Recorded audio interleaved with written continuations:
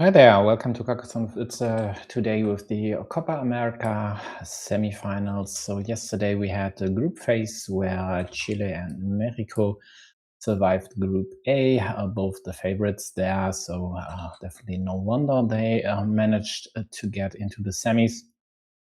In Group B, it was Colombia and Argentina, although Brazil had a quite decent chance after securing two match wins in their first two games, but then were ousted quite closely by the USA.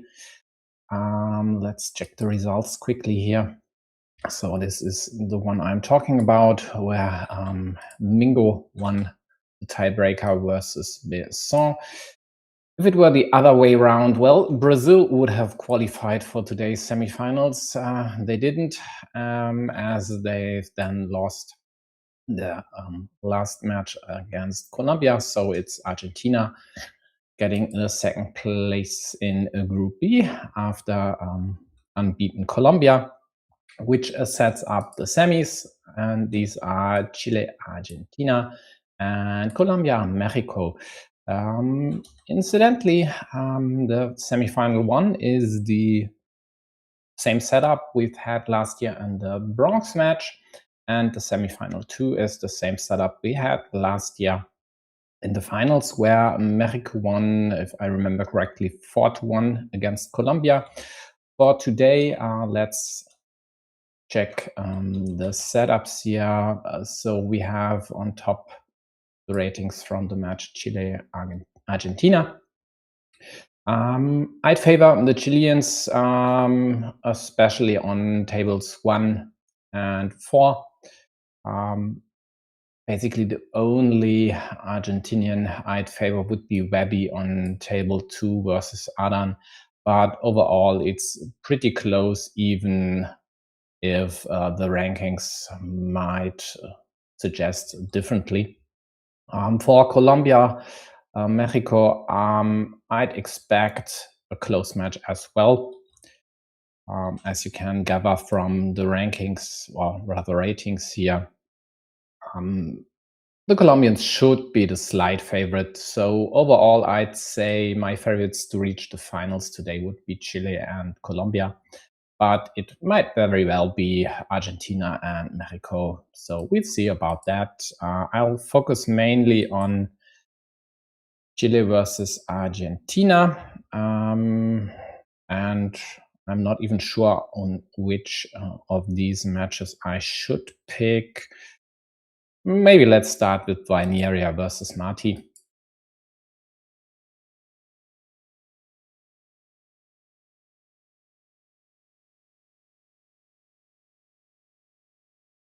And I'll open the other games in the corners, as at least those of you who watched one of my WTCOC streams from last year might be already accustomed to. Once these matches are done, I then might switch to a few from Colombia versus Mexico.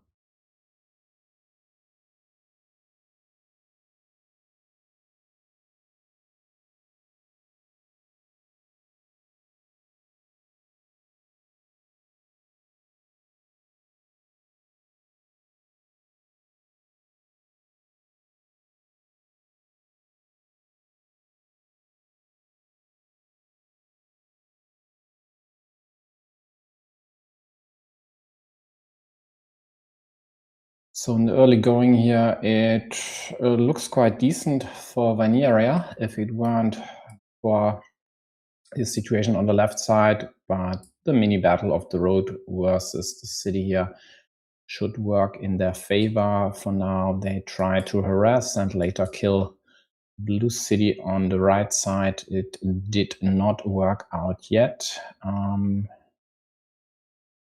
And there's one thing I still need to do here, which is securing correct colors, which I forgot about actually.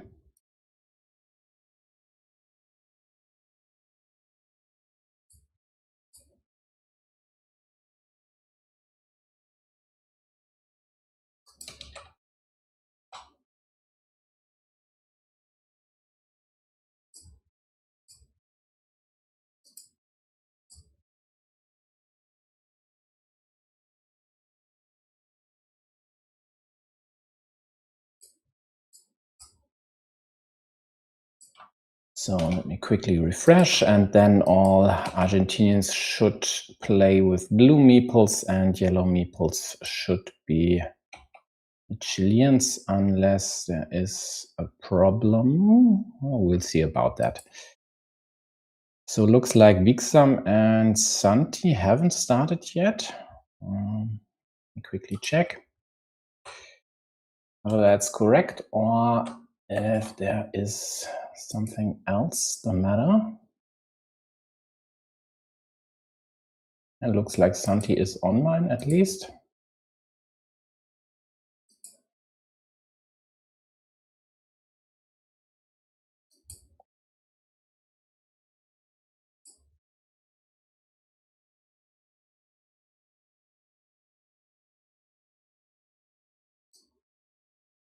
Okay, looks like Vixam hasn't joined the match early enough, so we might need to create another tournament, but we'll see about that. So let's focus on this one here in the middle. Yeah, so Marty was able to thwart Vaneria's try to kill the city there, did not work, and now has to hope to get one of the two remaining daggers to close this one, and then it would look quite nice for them, especially dropping a farmer here right in the center of the board on a field with currently 2, but if closed, 3 cities, maybe a 4th one as well, which would look pretty nice. Same goes for closing the road here. Might also drop the farmer there. For now, it looks like the Argentinian should have the upper hand in the long run, but Vaneria might just preempt any ideas of meepling the field here by dropping a farmer right then and there, and that is exactly what they did.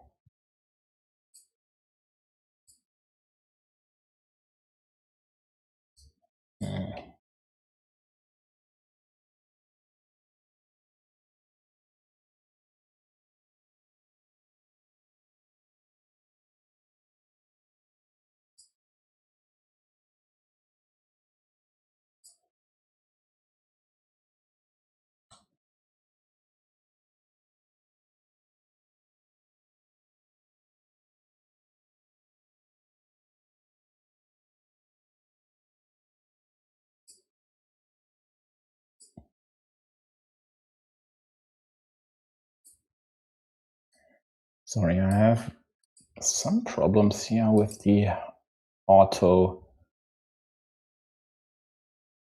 centering.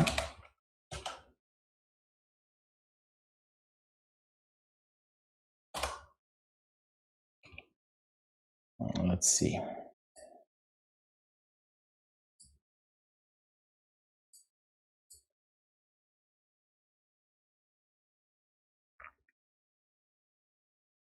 So still no news about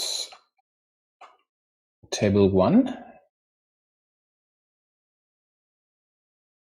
Well, I hope they get it fixed soon.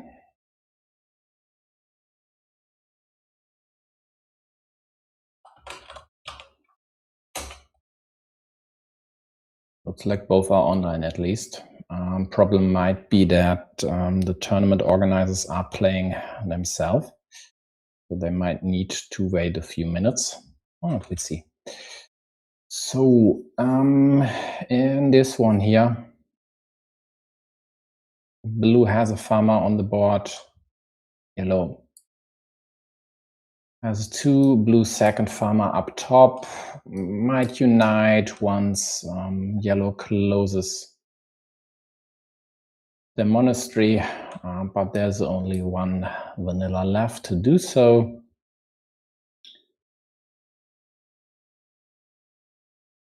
And there's only one dagger for blue, and as of now, I'd say they absolutely need this one.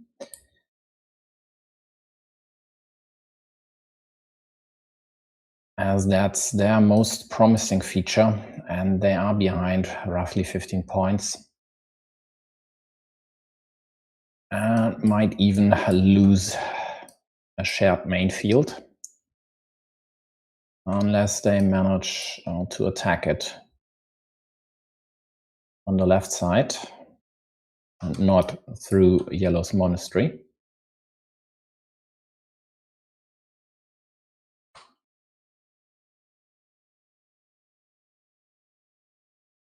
Still 3 caps left to claim the city on the left side.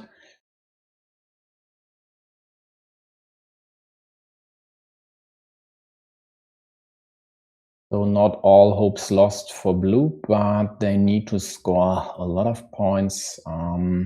So even closing both cities would not be enough, but then at least they'd have meeples in hand to attack the field, take over even.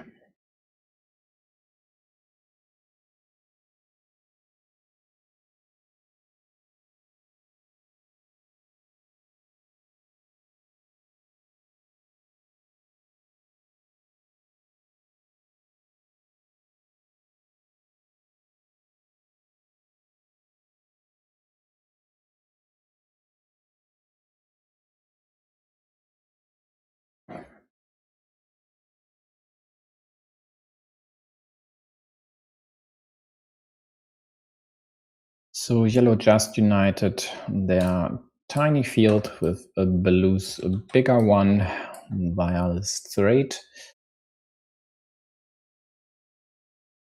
And all they need now to take this over would be the curve here. So for now, they prevent this connection, and blue's only hope to get their top farmer onto the main field is the one remaining vanilla. Yeah, well, not the only one. There would be an option to crawl around, but that is rather unlikely, especially now with this square being limited to the dagger, which blue already needs here. So that won't happen.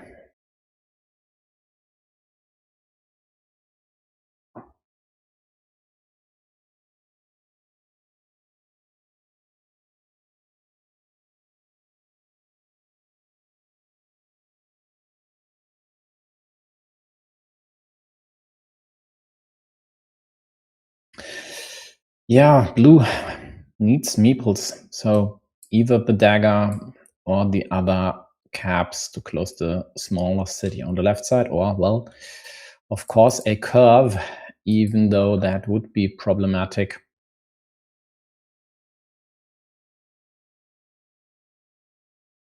As that would unite yellow's field with the shared one. But actually, that's not that huge of a deal. The shared one had 5 cities on it. Yellow's has 3, so it's just 6 points lost, minus the 2 blue got for the road here. So 4 points, but getting the second meeple back in hand is very valuable. There are still options to attack this field. For one, the dagger. No, not anymore. The dagger was just drawn by yellow. Well then, what is there? Well, there's a 21-point field in the middle, and blue needs to win it. They are down by more than 30 points now. So taking this field over would at least give them a lead of roughly 10 points. And even that might not be enough if yellow manages to close their city on the right side. So we see. So for in this move here, yellow just takes away the chance from blue to attack the field there. Another approach for blue could be coming from the top, maybe from here as well. All not that likely to be executed successfully.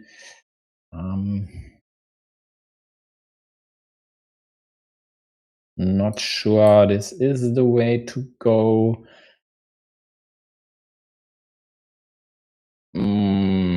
This is likely a miscount. I think it's, I mean, sure, there's this way, but it's so easily killed. Not sure that was a good decision by them going for this connection with vanilla or Doritos.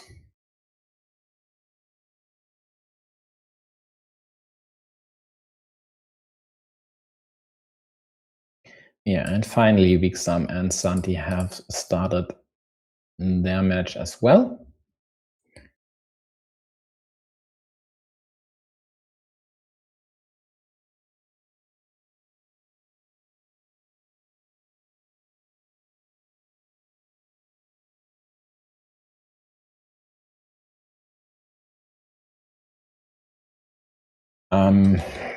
Yeah, sure.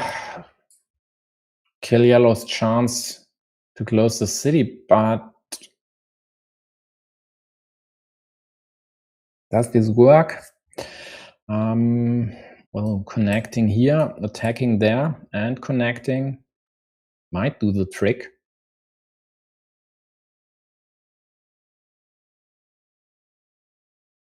But Marty doesn't have enough moves left.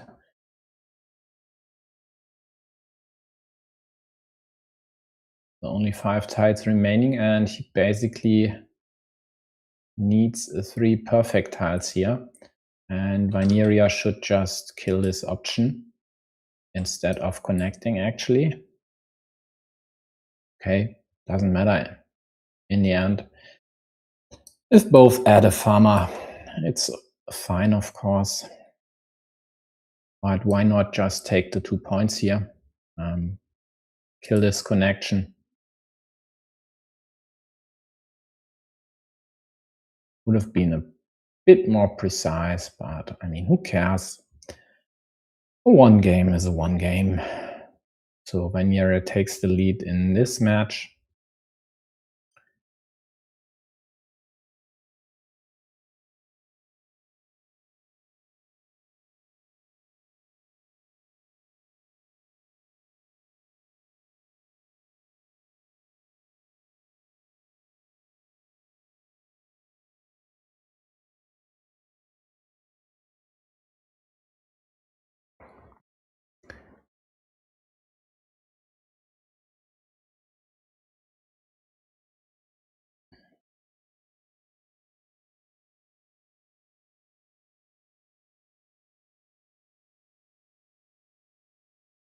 So let's take a closer look at King Maori versus Big Nacho's endgame. This looks to be reasonably close.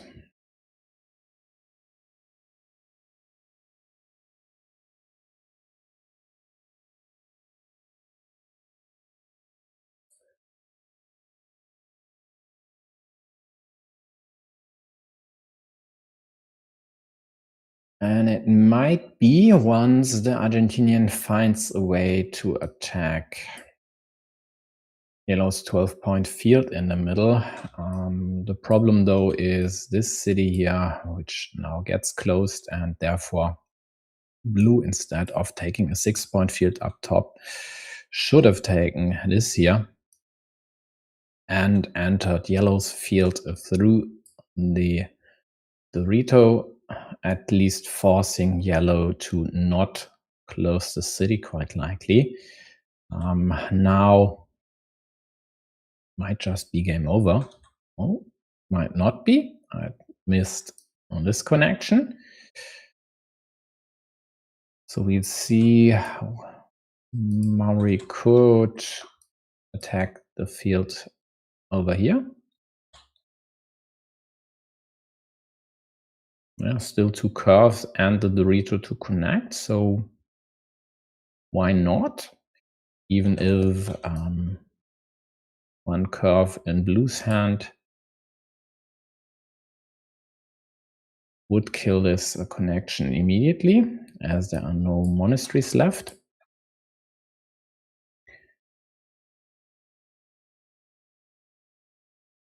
But even if that does not work, at least they'd have a tiny 3-point field here. On the other hand, taking a 6-point field is the better idea, of course. And then there's this problem. Preventing blue from closing the city and dropping a second farmer might have been a better move after all, maybe even with a city attack to connect with a Dorito and then attack the field with a second farmer. Because that is the worst thing that could happen to yellow's position here, a blue field attack with two ways to connect to the main field, and not just connect to the main field, but win the game if yellow doesn't manage to connect on the left side as well.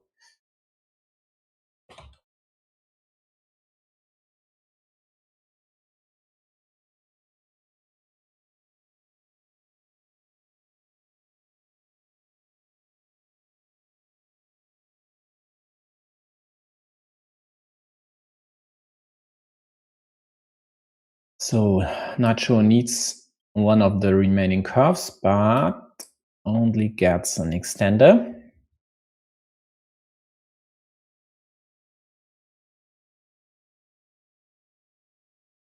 But at least that extender allows to kill this yellow connection.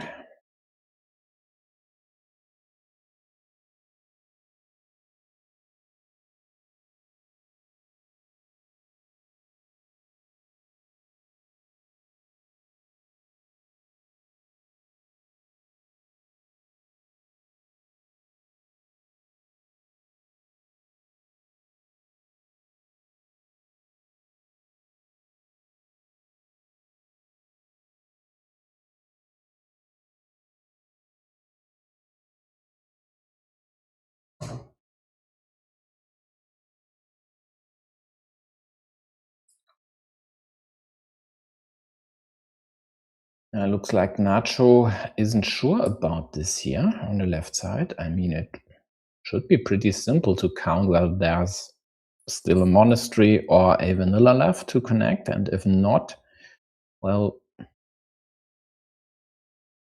with two curves, should be pretty obvious that this is the way to go. I mean, can't hope to just draw both curves because there's still the Dorito to connect.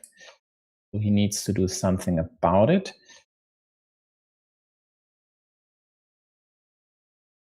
Because if both connect, then blue would lose 3 points and yellow would lose 9 points.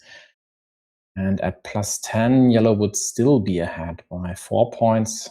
So for Nacho, it isn't as simple as just claiming points with the extender and then hoping, well, for both to connect. So I don't see any other move than this one.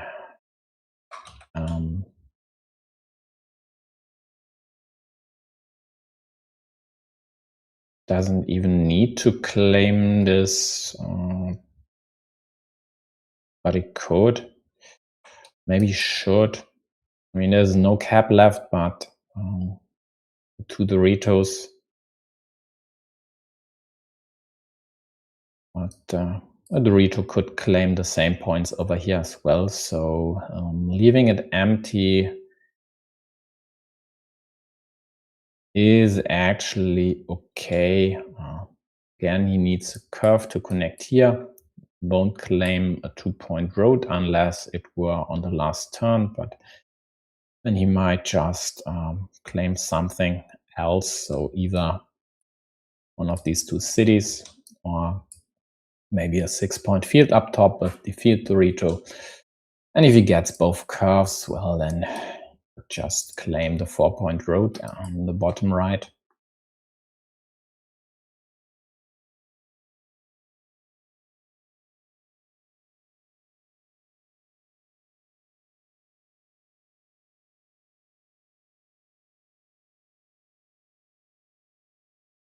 Yes, so in terms of Colombia, México, you can check the results from the first batch of matches, or games rather, at the bottom.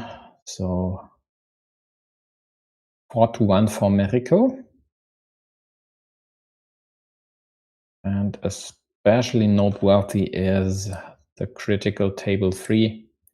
I would say if complex VNH doesn't win the match, I don't think Mexico has a chance to win it.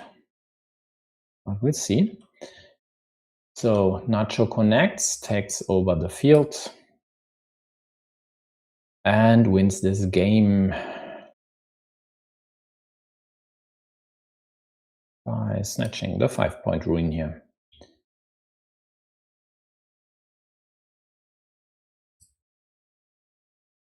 And all this, even though he only got 7 out of 22 caps, that is pretty remarkable. And that's the problem. If you get the caps, build up a shiny nice field for yourself, letting your opponent take it over isn't the way to go about it. So if I'd analyze this, I definitely would check back what is a dagger move here again. Either this one, maybe this or that, whatever,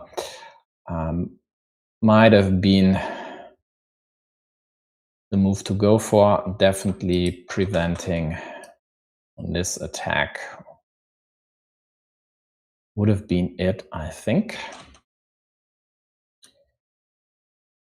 So let's check. Webby and Adan are almost done, but it's so close and both still have a move left. So let's switch to them.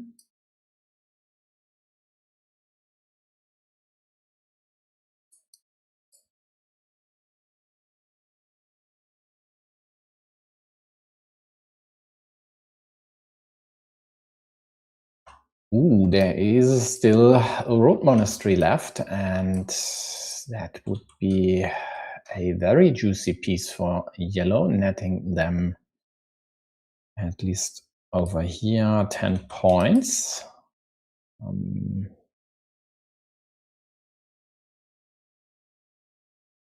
So maybe taking away that option would have been a good idea.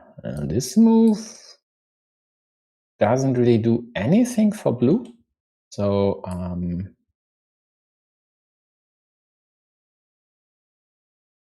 well, it does do something. It allows them to use the road monastery here and connect the fields and win it. But with the monastery, they'd win it anyway. So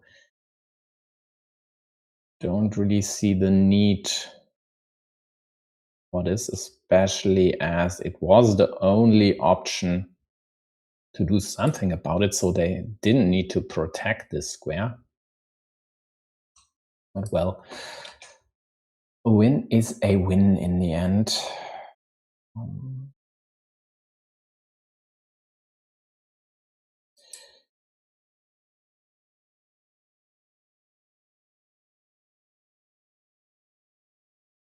So if you'd like me to pick a specific game, just let me know in the chat, else I'll continue switching.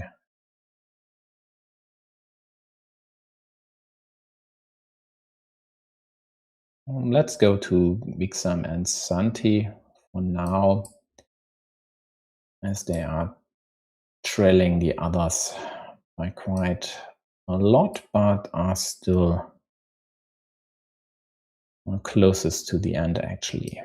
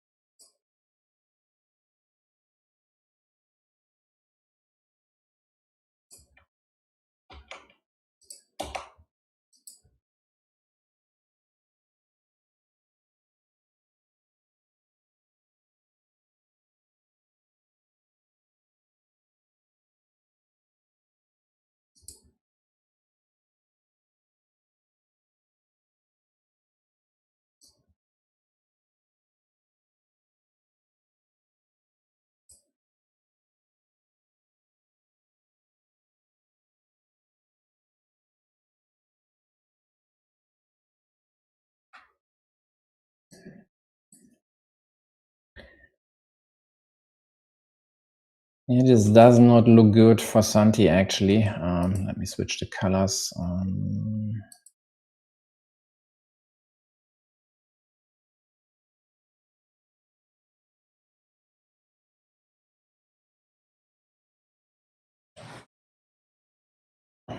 Yeah, for one, the city is dead. Then there's this lost mini battle.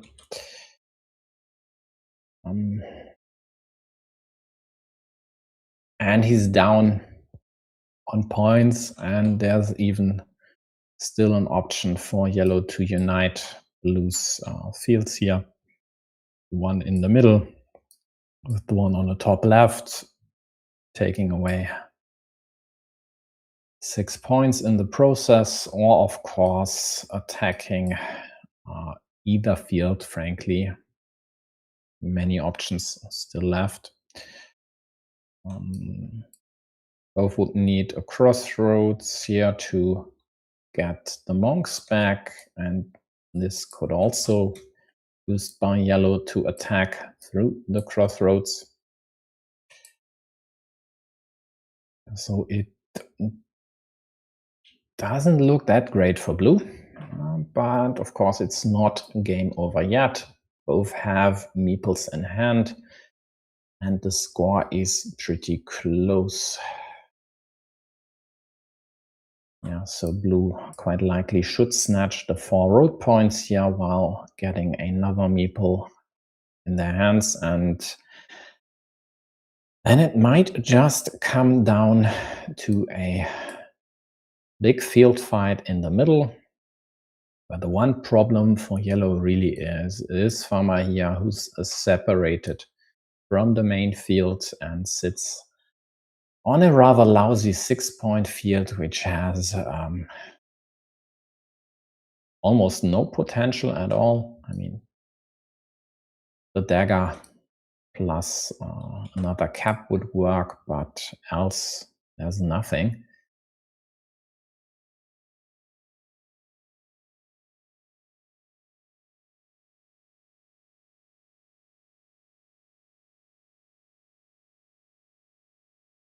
And with 3 meeples in hand,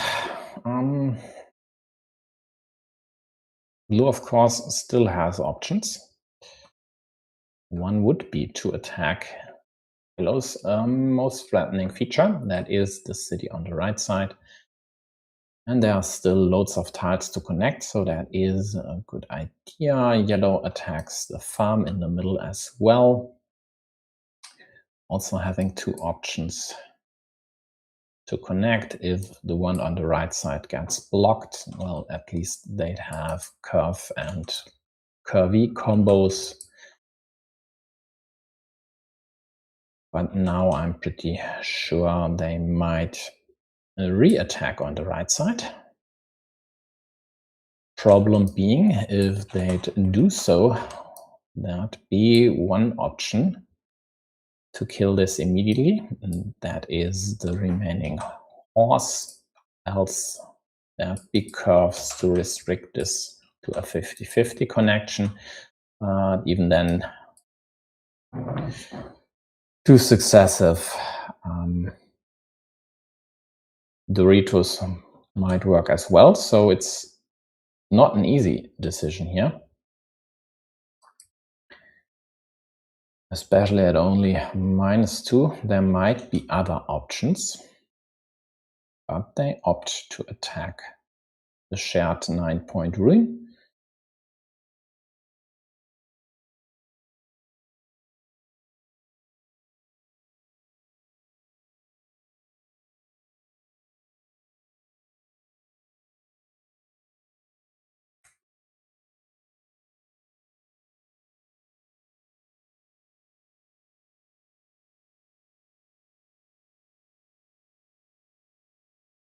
Yeah, Santi could of course take away one of the 3 connection pieces, but that I think isn't the best idea here. Might be better to hope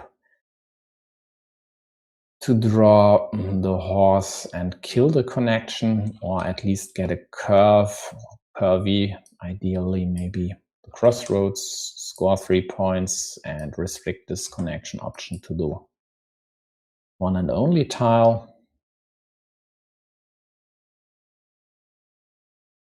And then there is still the field problem here. So one way would be this here, hoping to draw a curve before yellow does, but really that's not great at all. If yellow connects, the square is dead, and blue would sit on a 3-point field, and that's not enough. So instead, Santi prepares field connection here, which I don't like at all. It's so easy for yellow to invade up top as well as on the right side, so don't think that's a great idea. In the end, the only one losing points here would be blue if these fields were united. Yeah. So Wixam was able to connect on the right side, all fine and dandy. Takes away the option to re-attack it. Has an 11-point lead here in this first game of this duel, and should take it home because blue has no threats left at all. Sure, they could add a city to their field, but even these 7 points would not swing the game in their favor, especially not when there are still loads of options for yellow to still connect to at least one of the fields.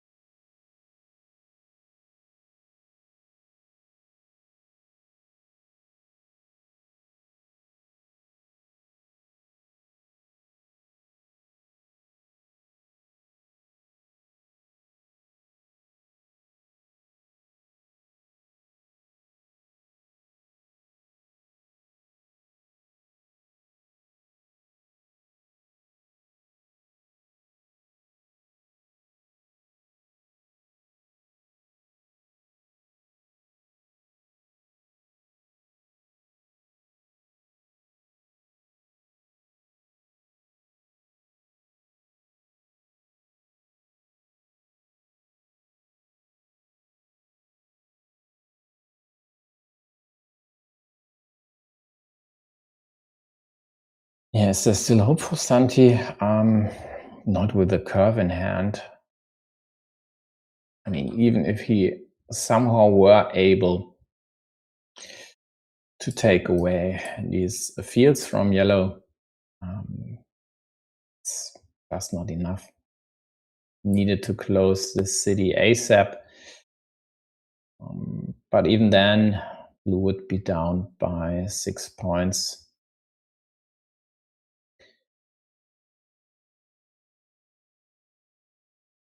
Yeah, I mean, yellow could just take this field for 6 plus field unification, another 6 points, and basically be done with it.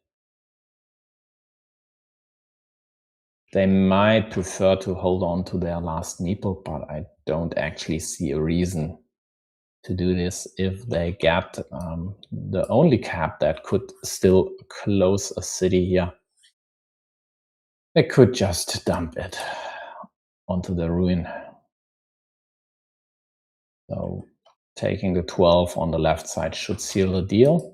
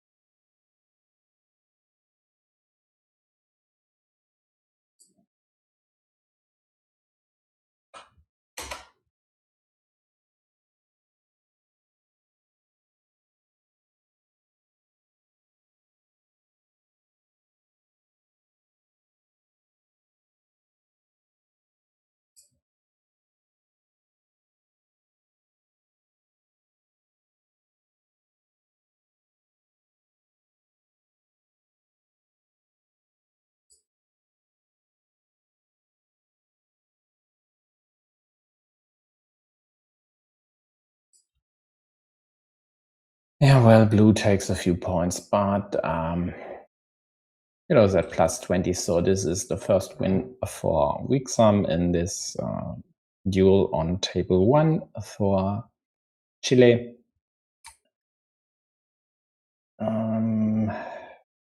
Vineria just takes down Marty in the second one as well, so that should be the first duel win for Chile. So let's get back to how about Webby and Adan?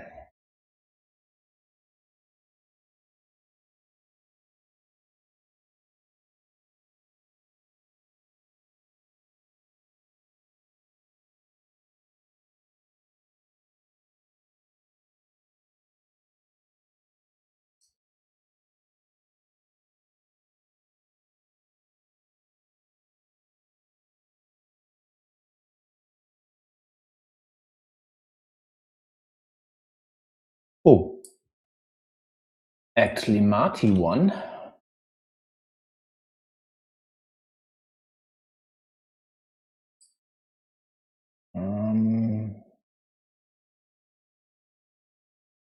Looks like some problem with the scores here.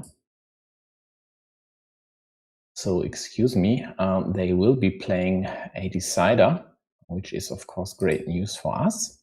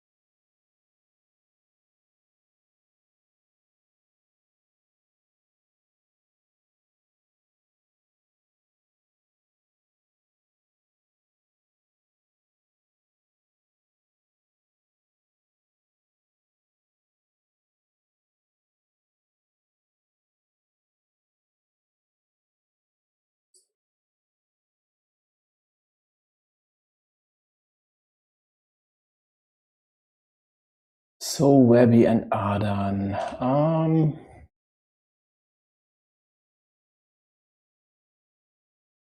A close one.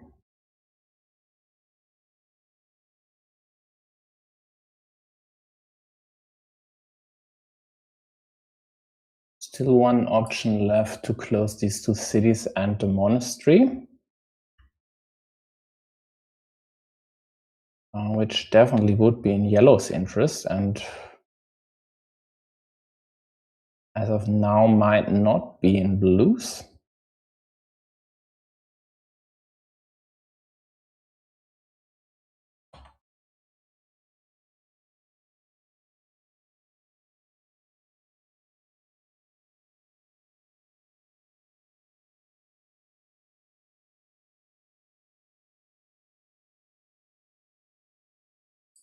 So Helkite and Claudio just finished their duel, but the Argentinian was able, well, to upset the Chilean. At least I would have favored Claudio in this duel. So this time it's indeed the first score on the match board, 1-0 for Argentina.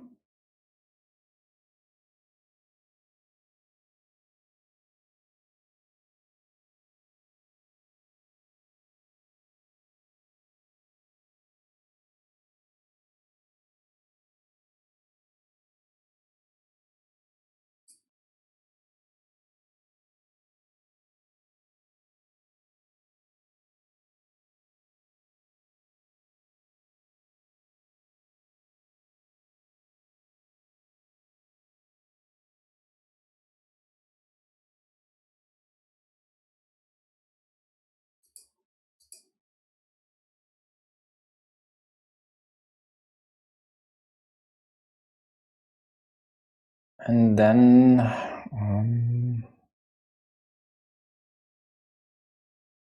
let's add one of the duels from Colombia, Mexico as well in the top right corner. Mexico currently leads 2-1, and there are two deciders running. One there is Samuel versus Salva, and then on table 3 it's Ramcard versus Complex.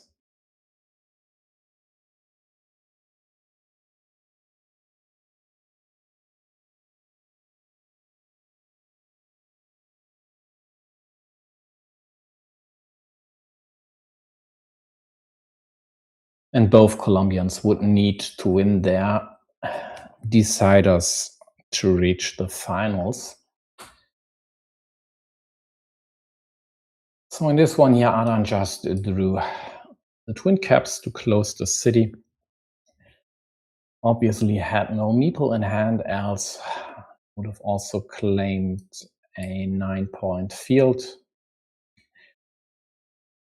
Sadly for Webby though, he gets a cow and can't claim this field with the cow now, as there's no way to place it, but he's still ahead by 6 points, even though yellow got one of the tiles they absolutely needed. The biggest problem for blue right now is the situation with the fields over here, where yellow could still connect this way, and there are still curves left to connect here.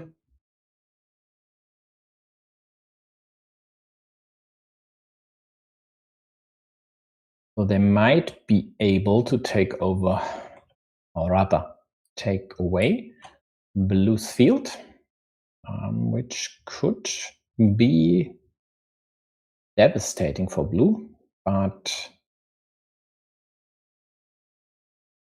if yellow connects here, well, blue would get the meeple back and surely would take the 9-point field on the left side. So that's a huge problem for yellow. Either they take this 9-point field now, or blue will get it on their next turn, and that should be enough for blue, even if they were to lose the field in the middle. And there are still options to counter for blue over here or on the right side. So looks to me like yellow had to jump on this chance now.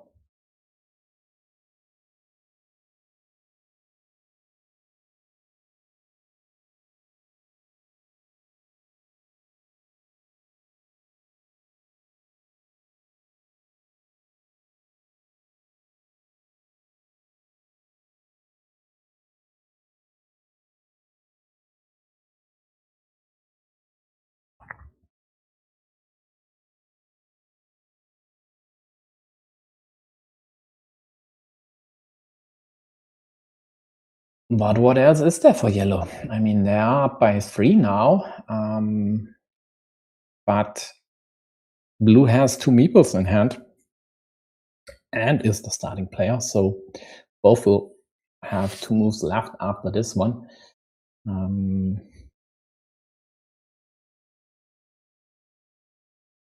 even if yellow were to connect here and maybe here, ideally, with 2 curves, for example, well, then blue could reconnect with the crossroads here.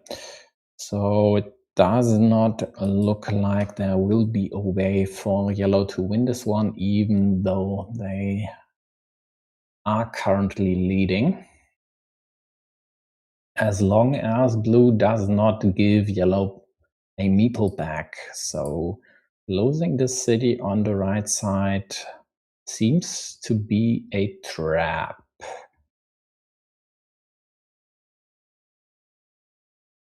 Sure, with 4 pieces left and these threads here, it's not that easy to grasp this situation completely, even if you have still a few minutes left. And I mean, Webby is taking his time, and rightfully so. So we'll see in the end. To me, it looks like should just take the points from this road.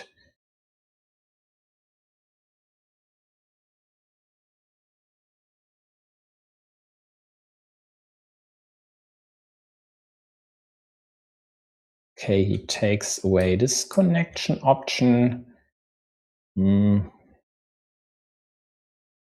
I don't think that was really necessary, but okay. On table 5, Ignacio just won the second game versus King Mauri, and with this, the second duel in Argentina's favor.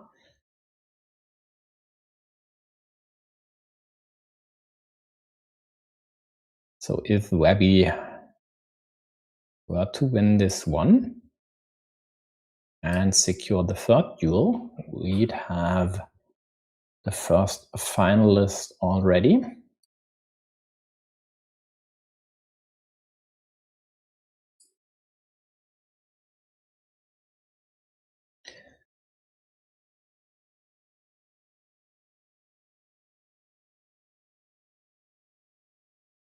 And it looks like it.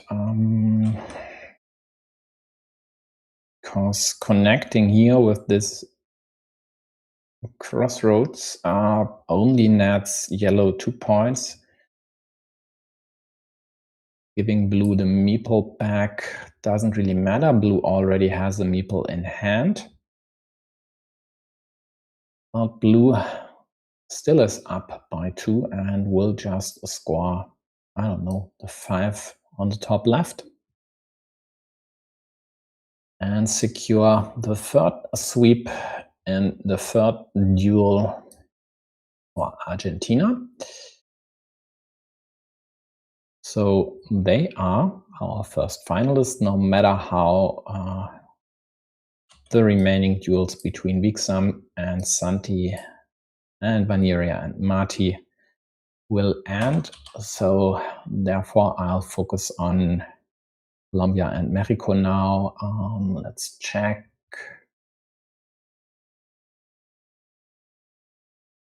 Looks like Salva might be able to win versus Samuel, and then it would come down to Dremcard versus Complex. So let's focus on them.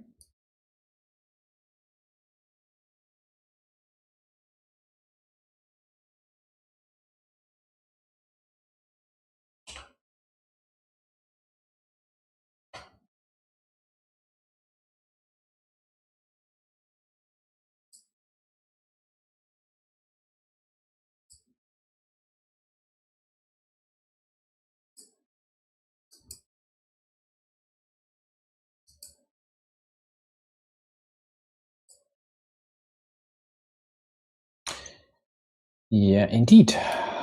Salva won versus Samuel, tying the match between Colombia and Mexico at 2-1 duels apiece.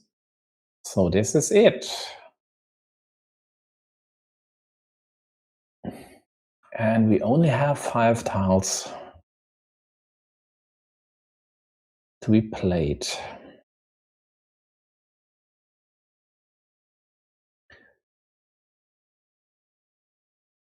Both with a meeple in hand, both without huge threats. This connection here is dead. The city, of course, is dead. Same for this one. And the stuff here in the middle as well. So Brandcard basically got the short end of the stick. 4 out of 5 tiles being caps and having an open city here. Getting one, dropping a farmer would have been a 6-point move and basically securing the game. But even if that did not work out as they quite likely would have loved it, this one here at least, okay, he goes for the city. I mean, I could have just taken the 6 points for this ruin.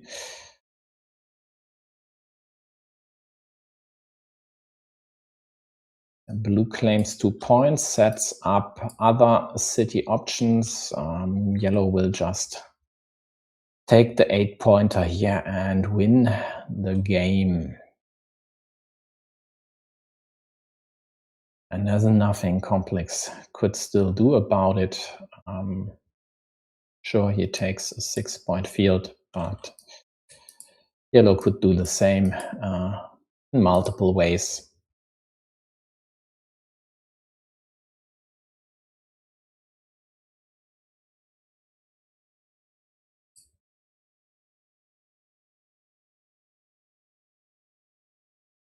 And that is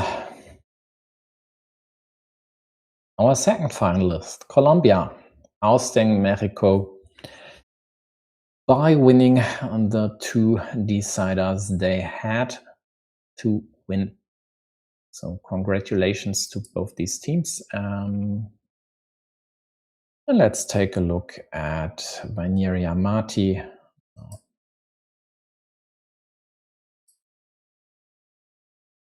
Let me even switch the layout here, because you don't need, which one is it?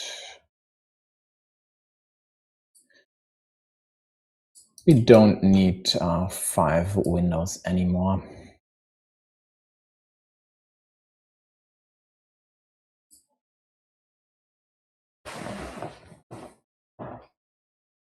So yeah, about the tournament in general, there will be a 3rd place match happening in roughly an hour at 18 UTC.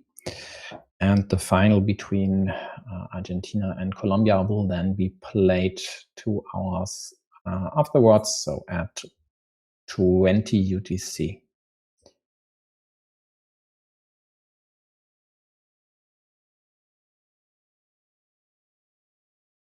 And of course, I'll take breaks in between because I'm not really keen on doing a lot of analysis. Oh man, just a bit rusty here. Sorry, folks.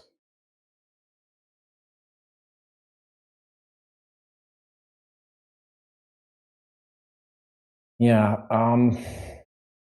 with this score, is there still a chance for yellow to win this? Well, let's check. I mean, there is a huge field in the middle. That for now is tied at 2 farmers apiece.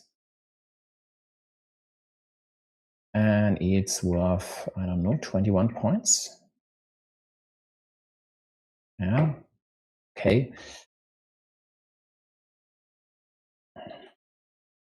And there seems to be a BGA bug. Yeah, so yellow would definitely need to close this city with one of the remaining caps here. And then take over the field. A field worth 24 points after the city gets closed. That could lead to a win for them. But I deem it unlikely, especially if blue were to just drop a farmer now.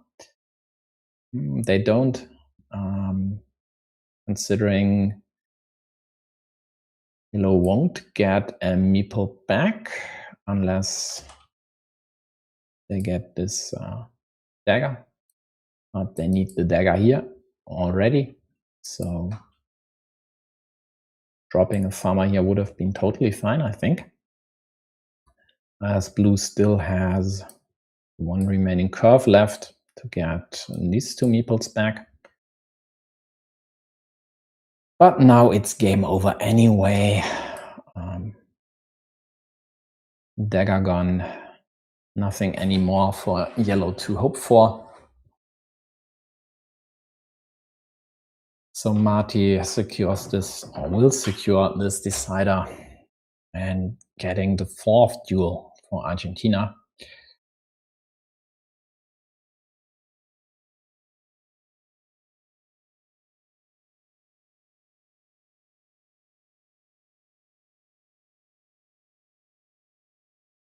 So bottom line, that's the same result as last year when Argentina won the bronze medal game versus Chile, although that one was pretty close with a 3-2 in Argentina's favor. And if I remember correctly, there were at least 2 or maybe even 3 deciders happening. Let me check. No, 5 actually. So all 5 duels last year needed a decider. That's not the case today.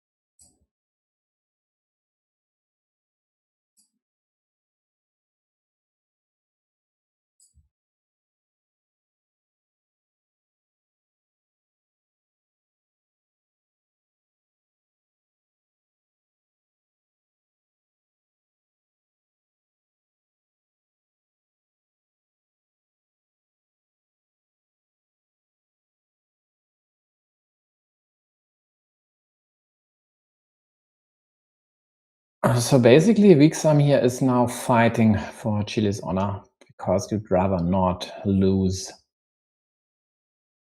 a semi-final to the tune of 0-5, and all they need would be a few more points. The problem is the one magical piece to connect here just went to blue. So this square's dead. And even if they manage to get their hands on a straight, they'd give both a meeple back. So, well, they need a road end. And even after getting a road end,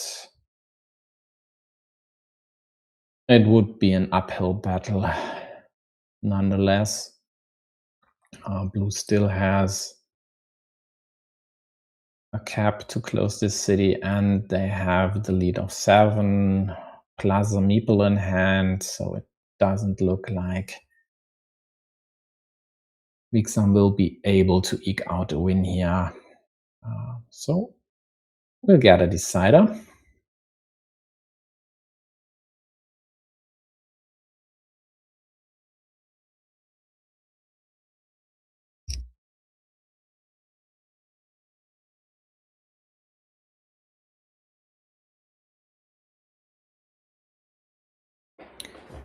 And again, after that decider, I'll take a break, and I see you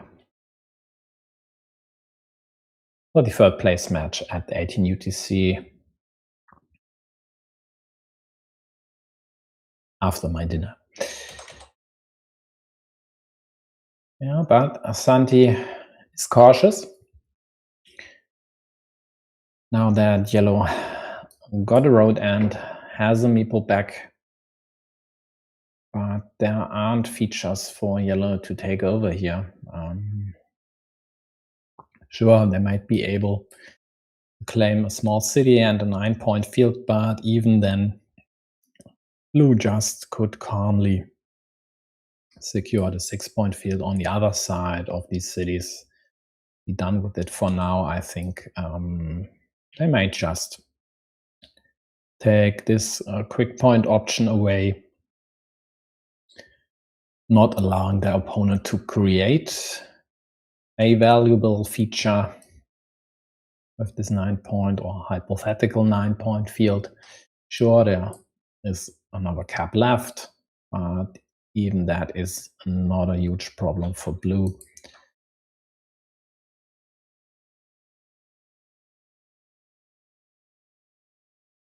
Instead, they protect their 9-point field on the left side, and that seems to be fine as well, because there actually were still options to attack it, even though these 9 points quite likely wouldn't have been enough for yellow. So both are scoring 4-point cities up top.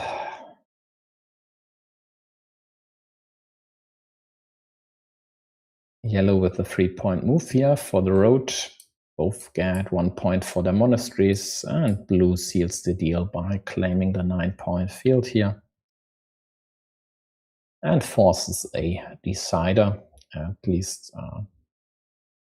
still giving Argentina the chance to sweep Chile.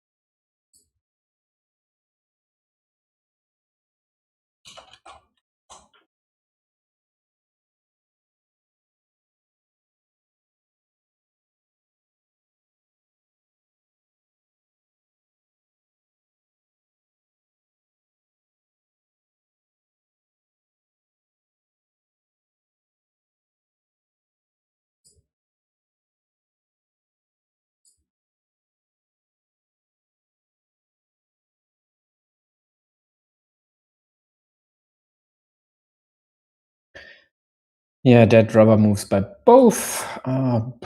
Blue even manages to close their city.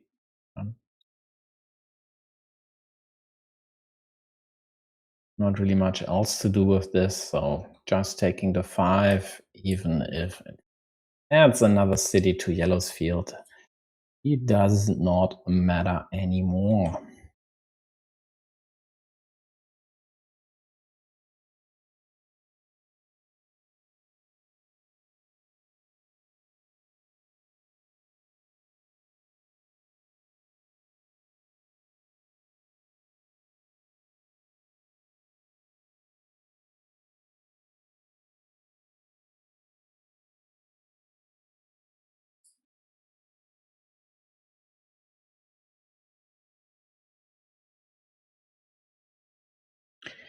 Yeah, my Spanish is non-existent.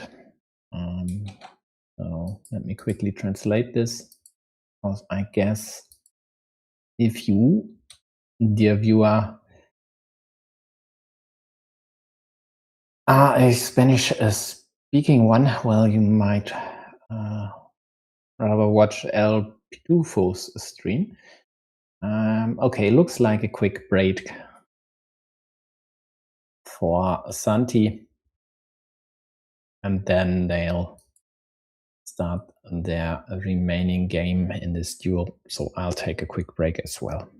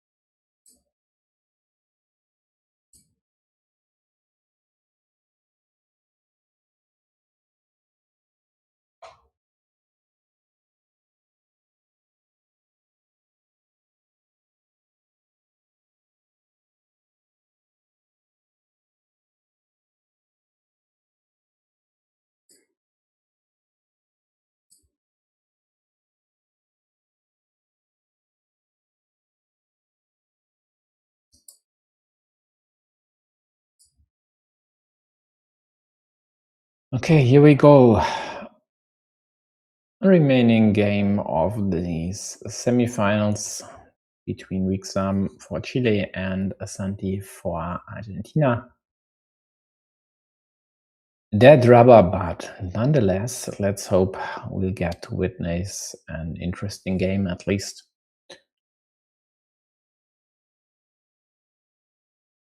And for those who would like to tune out, well, get back in 48 minutes when the bronze medal match between Mexico and Chile will start. Or 2 hours later at 20 UTC for the final between Argentina and Colombia. If they don't change anything, that is.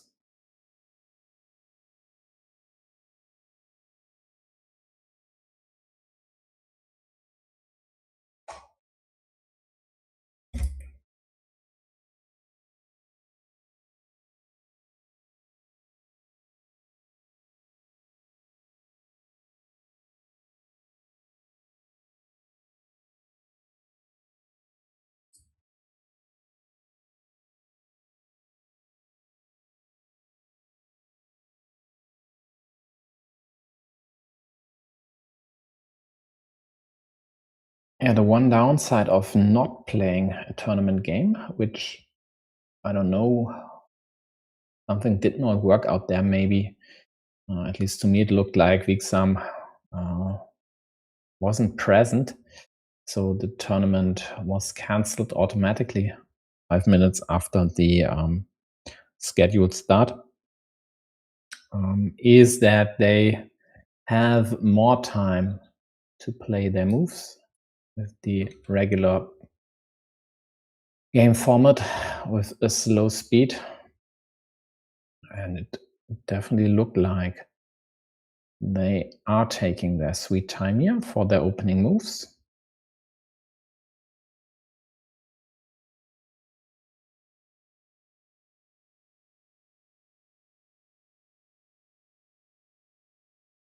No. Let me switch the colors. So Santi now blue, Vixam yellow.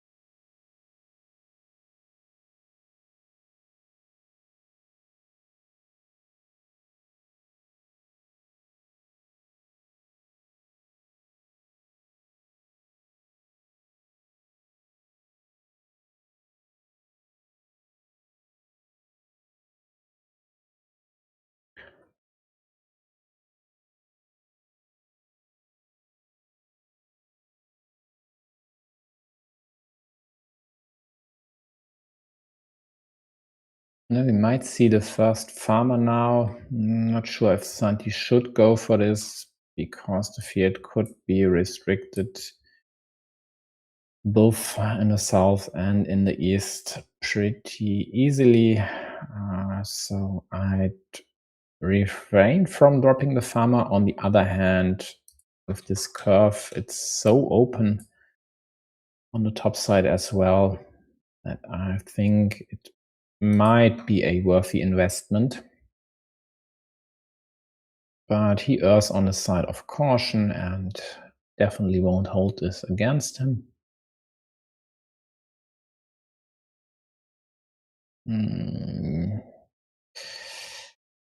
Well, yellow dropping the monastery and then thinking about dropping a monk or not. At least that is what the timing suggests to me. So not ideal. Rather think about the move completely than executing one part and thinking about the second. Same goes for this one. I mean, yeah, sure, you have to place the meeple, but why not deliberate a tad longer and then execute once you're convinced how to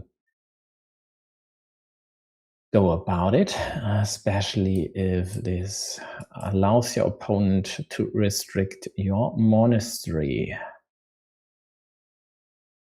So I'm not really convinced by yellow here for now.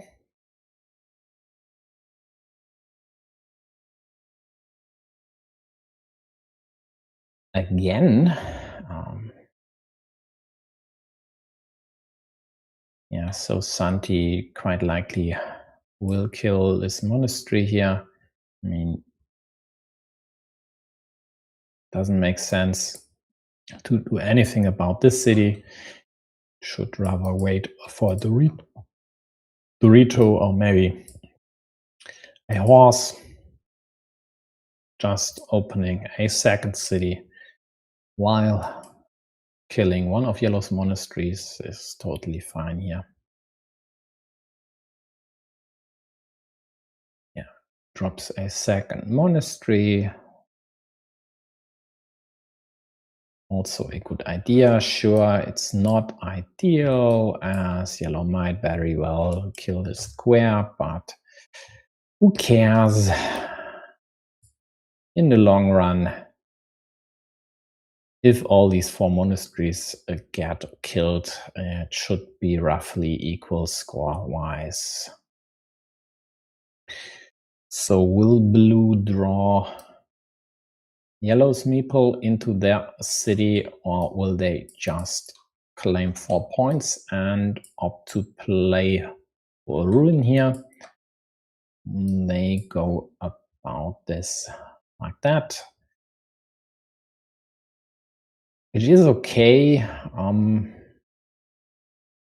It's a bit iffy in the long term here because they are the side that's already down on the scoreboard. They are the side with one restricted city on the right side, so it's more likely they will be the side with the meeple disadvantage. So I might need to risk a bit more. Maybe it's also a tad early to go doing risky stuff like this one here and hoping to outdraw your opponent, especially when they only need a simple cap to create significant problems for blue. So that definitely is the better and the more patient move, but will it work in their favor? Well, we'll see. Leaving this 4-point road here for anyone to claim also isn't ideal. But they might do something about this now if they don't indirectly protect their monasteries. So guess we'll either see the road claim or this indirect protection, and blue goes for the road. That's fine. Yellow goes for the kill. That's of course okay as well.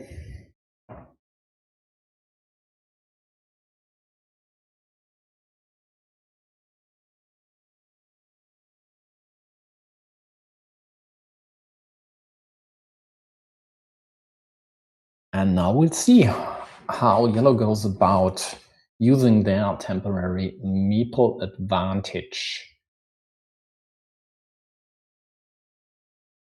Using a shielded Dorito for the city. Of course, not connecting here with this juicy tile. That can be done later with a less significant tile that doesn't give you upside somewhere else.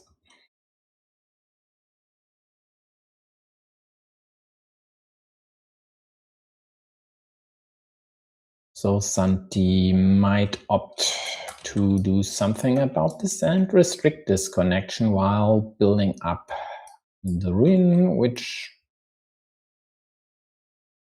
would have been a consideration, quite likely was at least one of the moves they thought about. But 1 point to the monastery works as well, of course.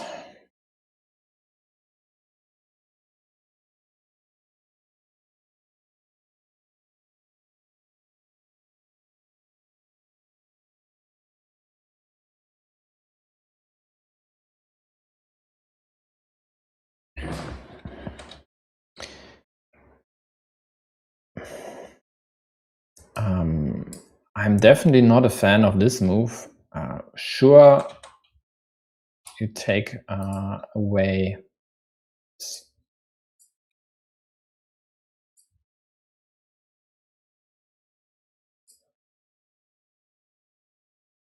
this option here from blue, but you also take away options to kill the square and cement your meeple advantage.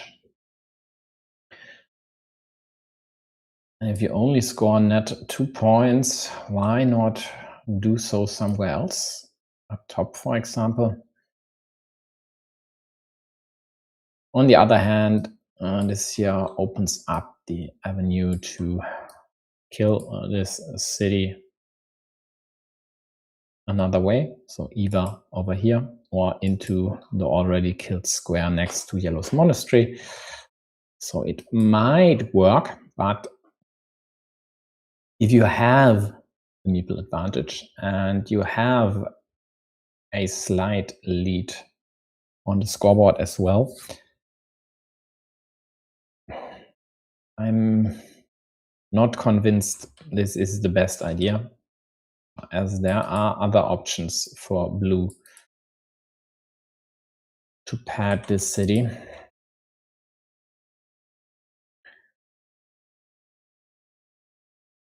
But for now, yellow is the side drawing the shielded city tiles, while blue is stuck with the ones without shields. Yeah, I mean, why not? Why not? Attack it, prevent blue from threatening to close a bigger city. Yeah, blue with only one meeple in hand, but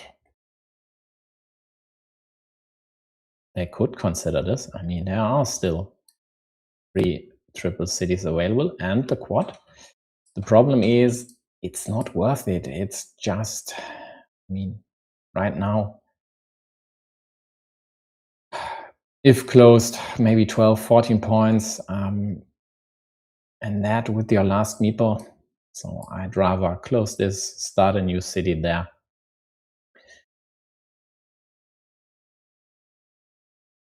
Claim an immediate, even if only small, advantage, rather than go for a slightly bigger one where the upside is not that huge.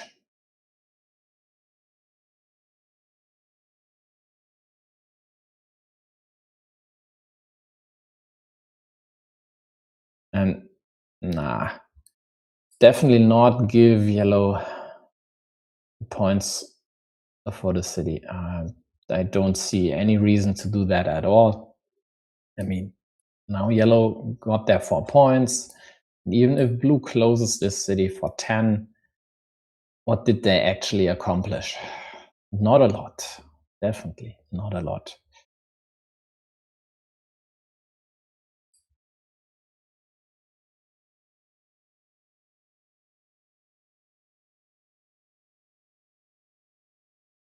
Of course, a cow here is the worst case for blue, so this opens up attacking options again. But as there's still a quad city out there and 2 more triples, yellow opts to just close their city and cash in on their 7-point setup there, which to me seems fine. And now it's basically smooth sailing. Sure, blue could close both these cities, but yellow has the advantage for now and should be able to extend their lead with all their meeples in hand. They will now prevent this here from being closed and attack it. Everything else, I think, would be a mistake.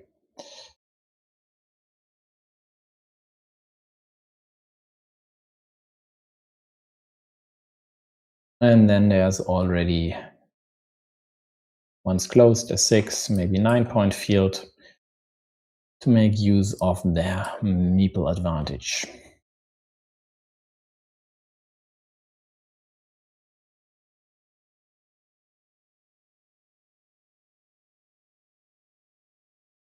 And of course, they still have options to play against. Blue's road connect to blue's side of the city, even though in some cases they might not even connect there, just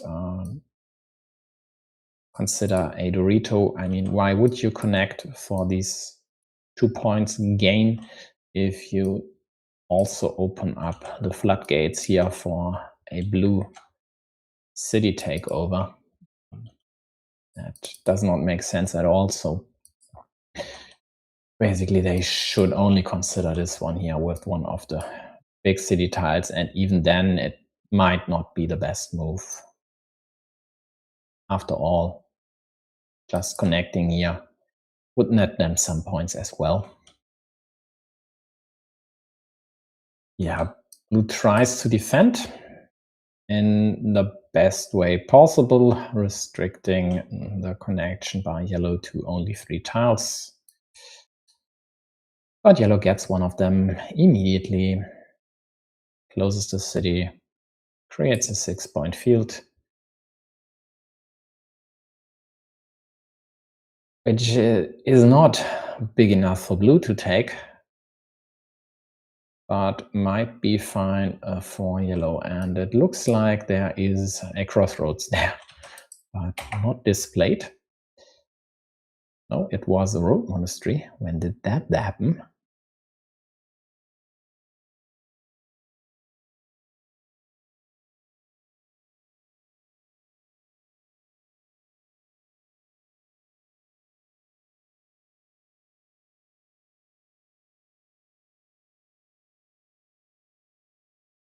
Yeah, now yellow takes a 9-point field in the middle after this road connection.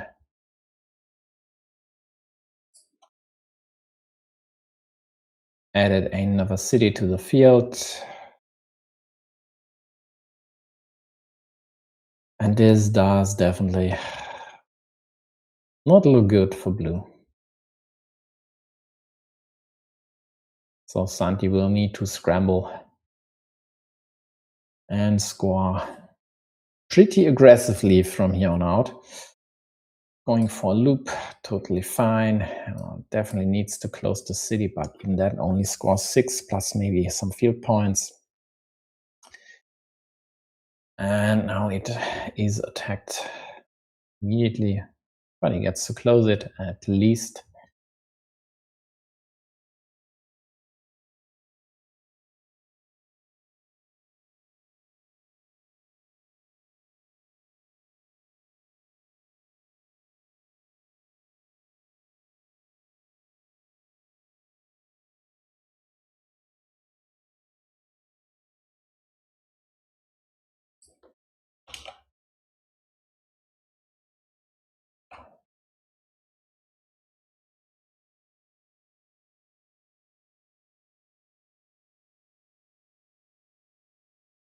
Yeah, so minus 15, sure. Close the road, take a field, attack yellow's field somehow, maybe up top, while also claiming a 4-point road. That would be nice. Score some decent points.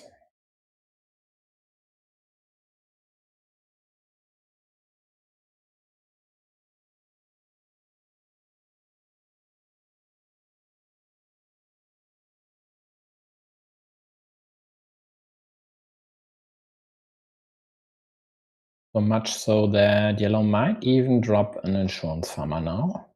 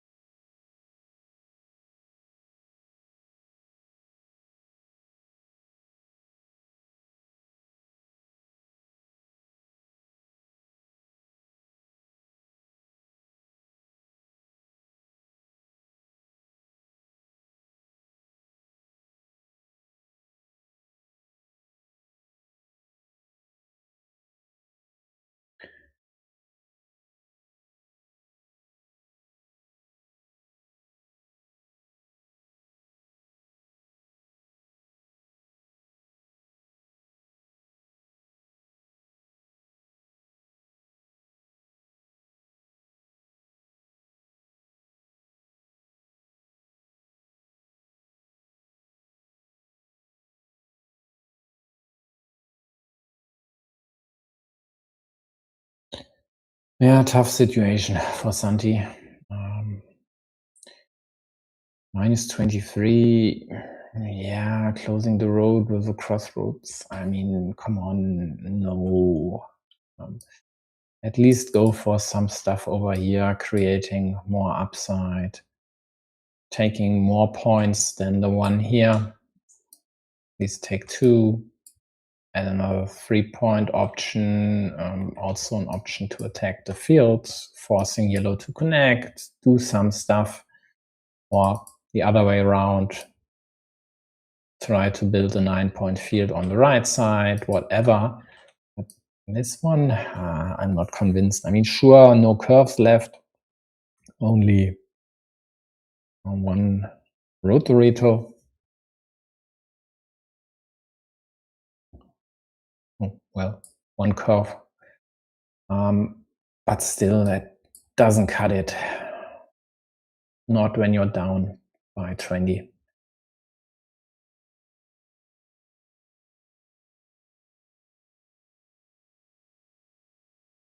And if you don't have any other threats, of course.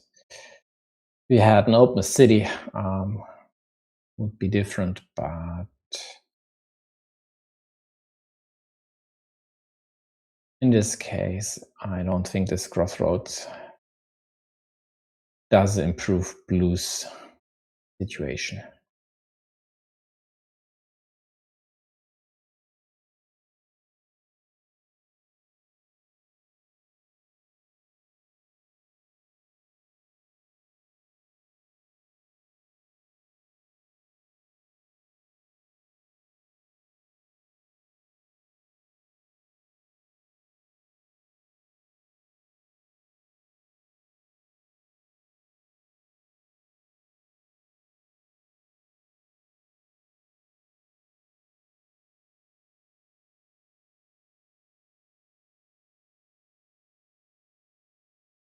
And the best option for blue quite likely would be to do something about the city, but that is way easier said than done. There are options to still attack it, but even if that was successful, it would not close anymore, and therefore it's not worth the investment.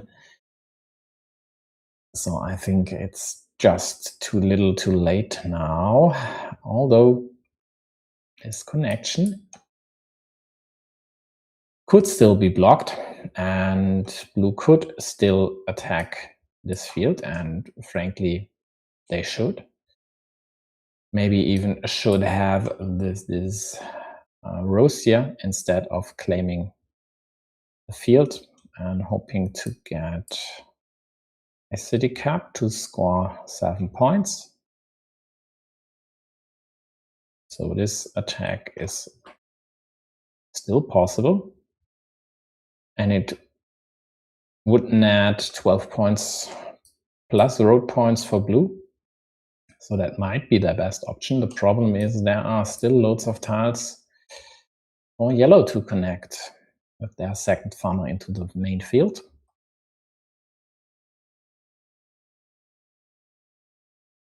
But as long as blue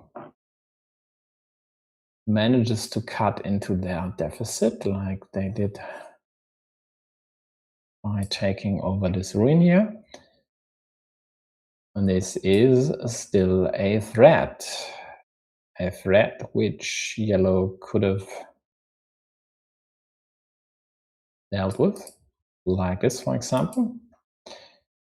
But they opt to take away the 7-pointer from blue, even if there's only one cap left to close that city on blue's field.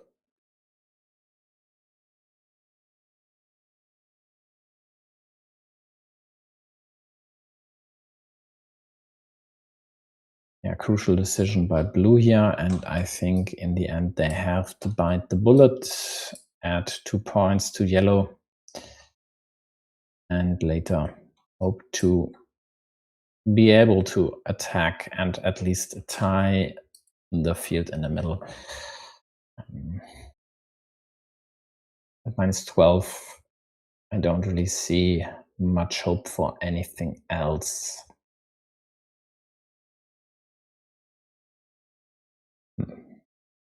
Okay. They opt to roll the dice.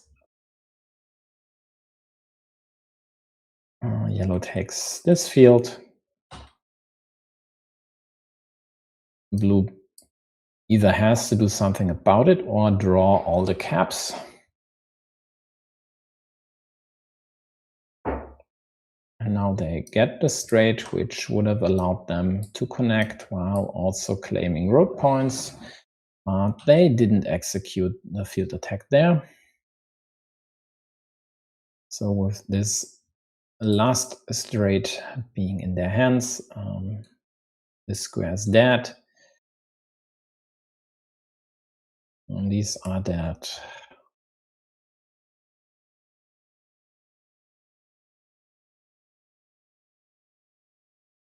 And I don't see any other ways to attack Yellow's highest scoring feature.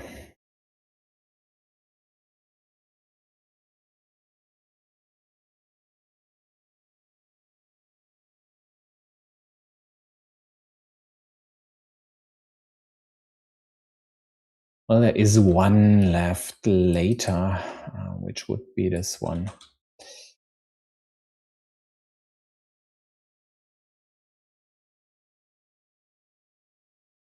Yeah, I mean, sure, this takes away the starting tile, but when there are still two other caps to close the city, does it really do much? I don't think so.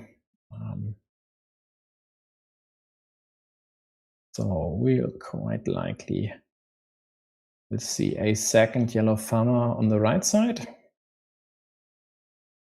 Or maybe they just score some people in monasteries somewhere.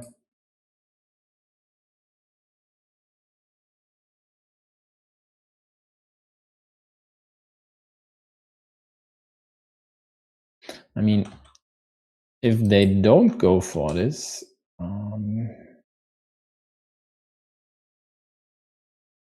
blue only has 2 moves left, so they can't take over this field or unify and take over the shared field.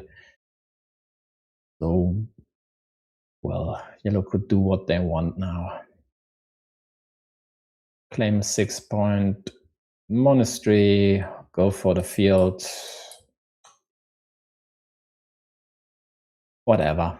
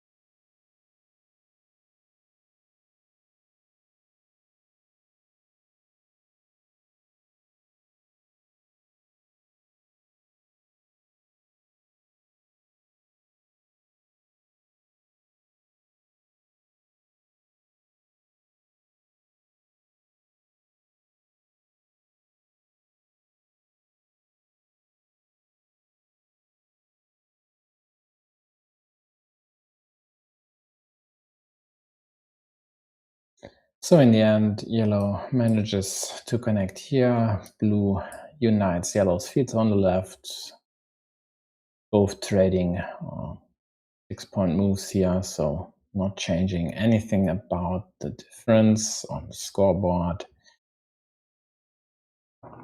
so weak sum is able to at least get one dual win for Chile in this semi-final. So I'll take a break. I'll see you in, I don't know, roughly 15-16 minutes for the third place game between Chile and Mexico. Or if you only are here for the really important stuff, then add 20 UTC for the finals between Argentina and Colombia. See you later, folks.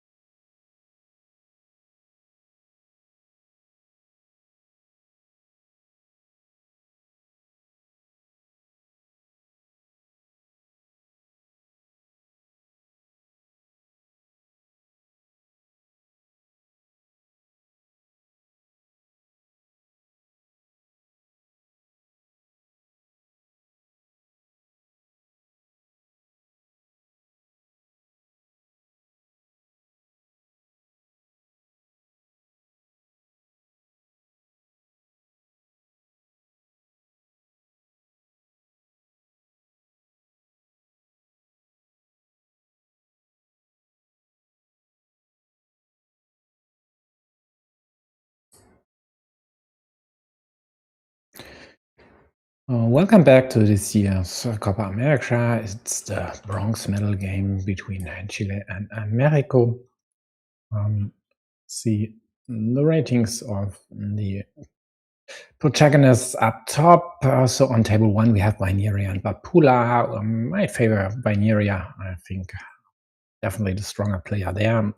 That should be a rather safe bet for Chile to win on table 1. Table 2, even though the ratings might suggest HT Bry should be a huge favorite here, in fact, he isn't. I'd say that is a total toss-up. Same goes for table 3. Table 4, I would favor Daniel to win. And then table 5, well, might be a toss-up as well. So overall, I guess a 3-2 in anyone's favor. Maybe I'd slightly favor Chile here, but we'll see. So if you'd like me to cover a specific duel, let me know. For now, I'd just like to have a look at King Maori and Complex V and H. Again, if you're still here or again here, you know the drill. All other tables in the corners, and if there's an interesting development somewhere else, I'll take a look at it. For now, I'll just focus on our two protagonists here. Damn it again.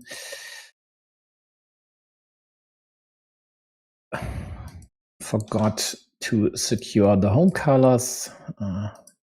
Might not be a problem for you, but it still annoys me.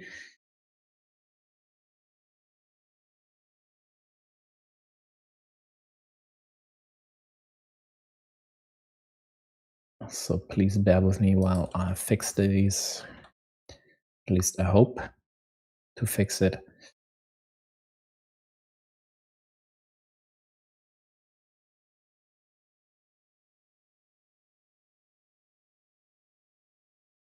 So let's see.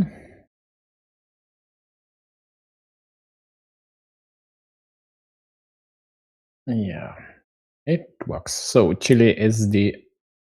It does not. Why does it not work everywhere?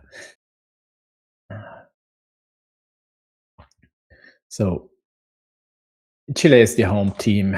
They are playing yellow.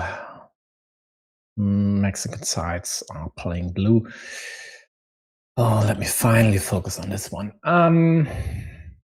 What's up here? Interesting.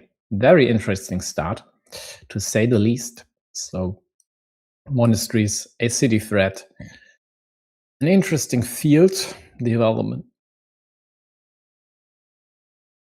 An interesting field development up top, where Elias already dropped a second farmer, and quite likely would behoove yellow to cap this field at 15 points.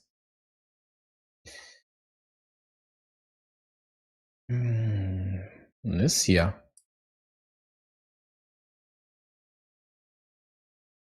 Is pretty annoying for yellow to deal with.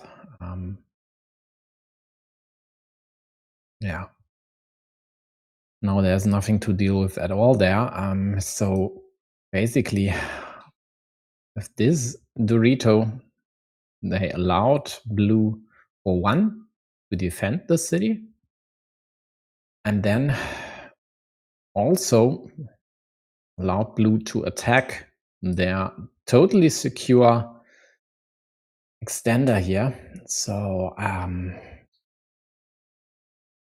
not the way to go about it. I mean, what's the problem with just closing this and then hope for your opponent not to draw anything to defend?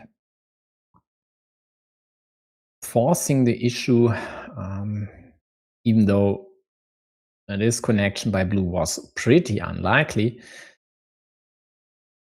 turned out to be a huge problem for yellow, and swayed this game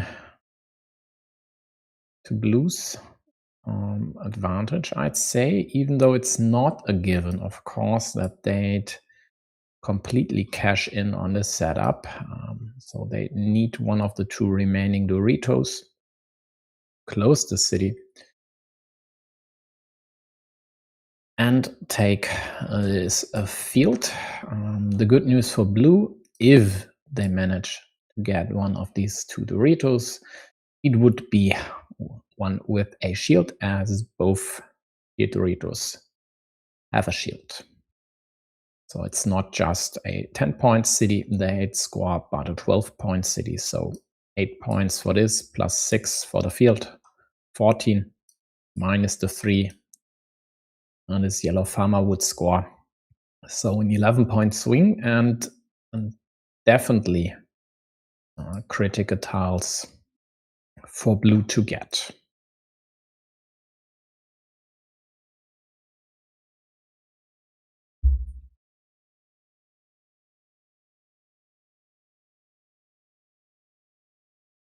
There's still one dagger here to close this monastery, and this with tempo, also scoring a few city points here, so much so that it might be a good idea to close this road beforehand. Else they need to decide whether to take the road or the city upon closing this gap here.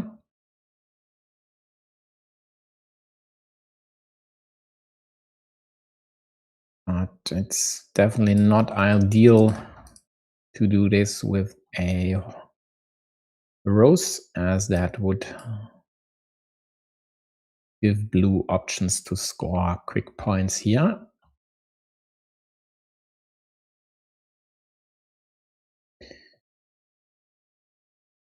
Okay, Elias opts to keep the meeple in hand, and with only 3 and 30 tiles remaining, that's definitely not the worst idea. So later might have claimed the field, but it's definitely still too early to do so, as 2 of his meeples are definitely stuck on the field up top.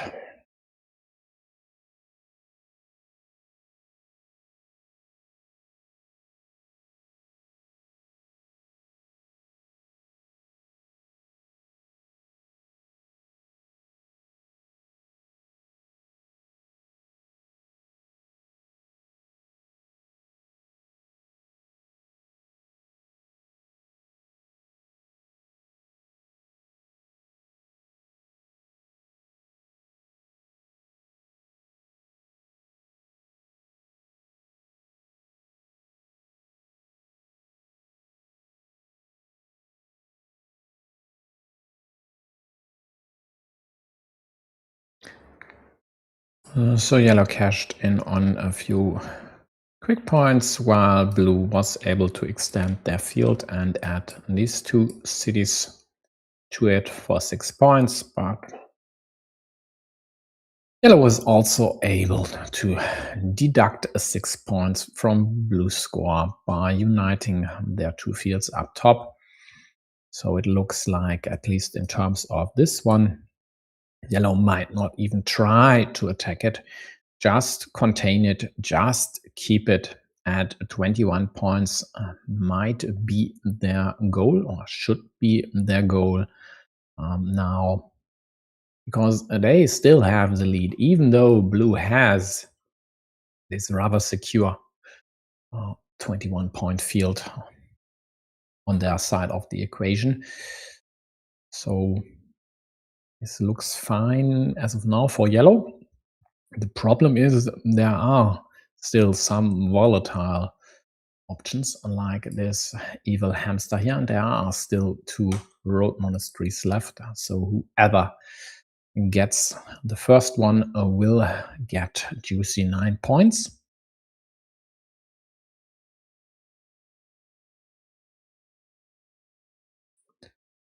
And even if blue isn't that fortunate, they have options to score significant points here, uniting yellow's fields, taking 6 points away from yellow while also liberating the monk. He's also a pretty high impact in this game.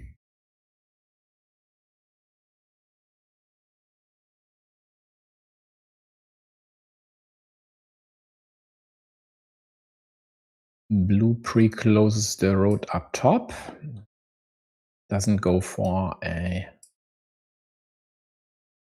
I don't know, dead road. Could have claimed 3 points here and hoped for a crossroads. And that is the decision yellow faces now. Should they just take the points here? And I think so for sure. And they do as well. Just to shorten blue's possible 9-point road at 6 points, while also scoring these 4 instead of 2 somewhere else.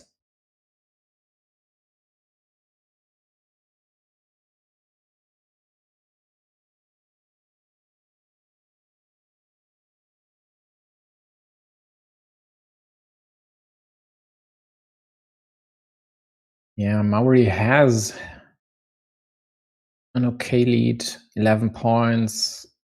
There are no huge threats by blue. This square is dead, so there's no 7-pointer waiting here. So yellow doesn't have to go for this setup.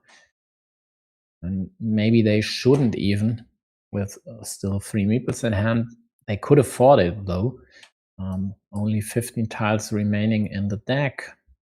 So 8 moves, 8 moves for them still left. 2 meeples should be plenty, especially if there's a setup which would net them another meeple. But still, they opt for the cautious approach, just taking 2 points down. Blue, on the other hand,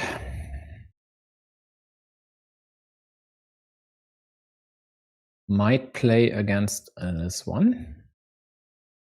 They don't. They go for 2 points as well. Not sure that's enough for them, though. And they, oh, sorry. They did not go for 2 points. They took this road. I think that might even have been a misclick. Not sure, though.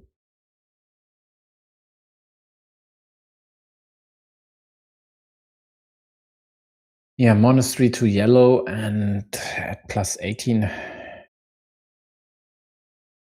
That should be all she wrote.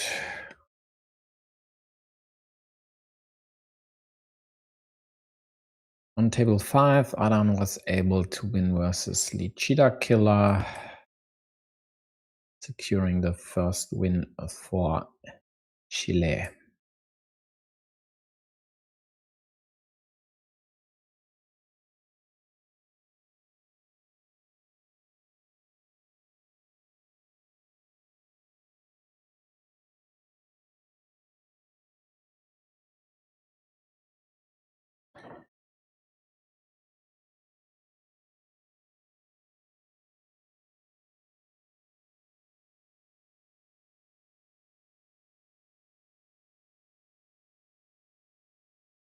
Yeah, so minus 18.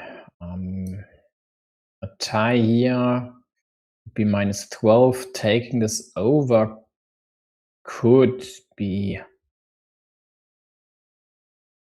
a good option for blue, but even then they'd still be behind by a few points, and well, there's still the stagger.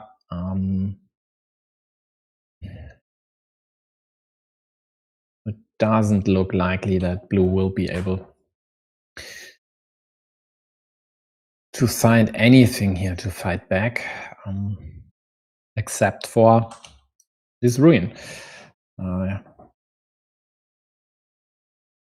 And that is why yellow tries to do something about it. The quad is gone, and this connection is not possible.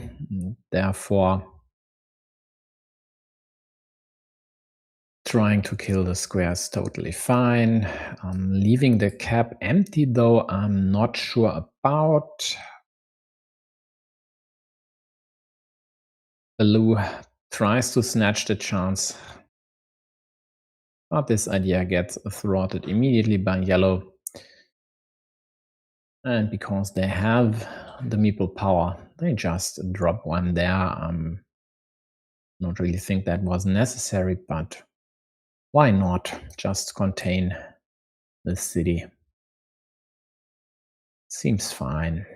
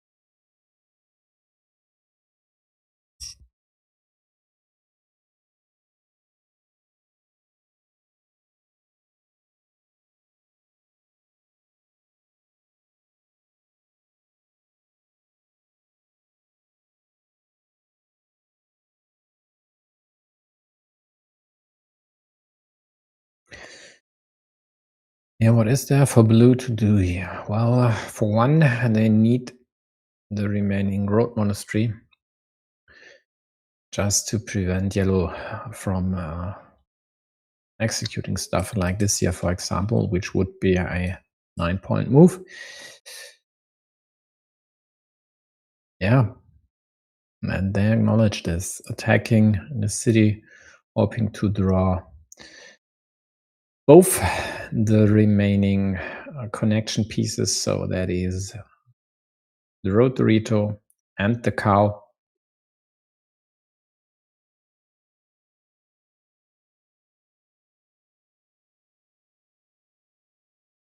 And that would see them get into the lead in this game here, actually. Taking away 7 from yellow while scoring these 7. That's a 14-point swing, plus the points for the connecting pieces.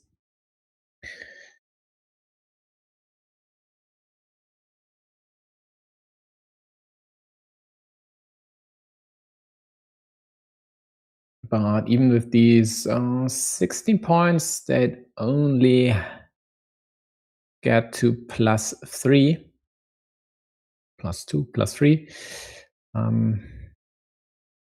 And yellow has a meeple more in hand, but scratch all that,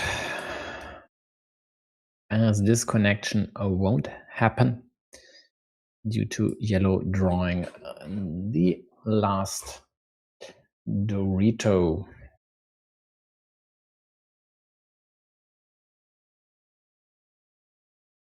Yeah, and it does not even matter what blue does. Scoring 4, keeping the meeple in hand. To I don't know where, score 4, else they could have also just claimed the 7 for the monastery now. I think that would have been more precise, because they might just get the cow. But in the end, this small misstep does not matter at all. Maori secures the first game here.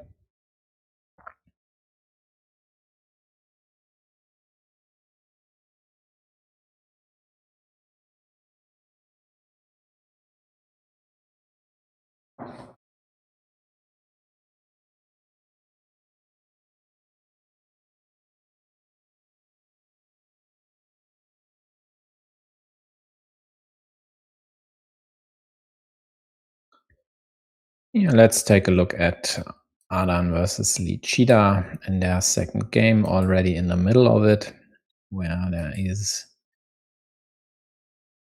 an interesting field development, which at least on a first blush, quite likely will backfire for yellow.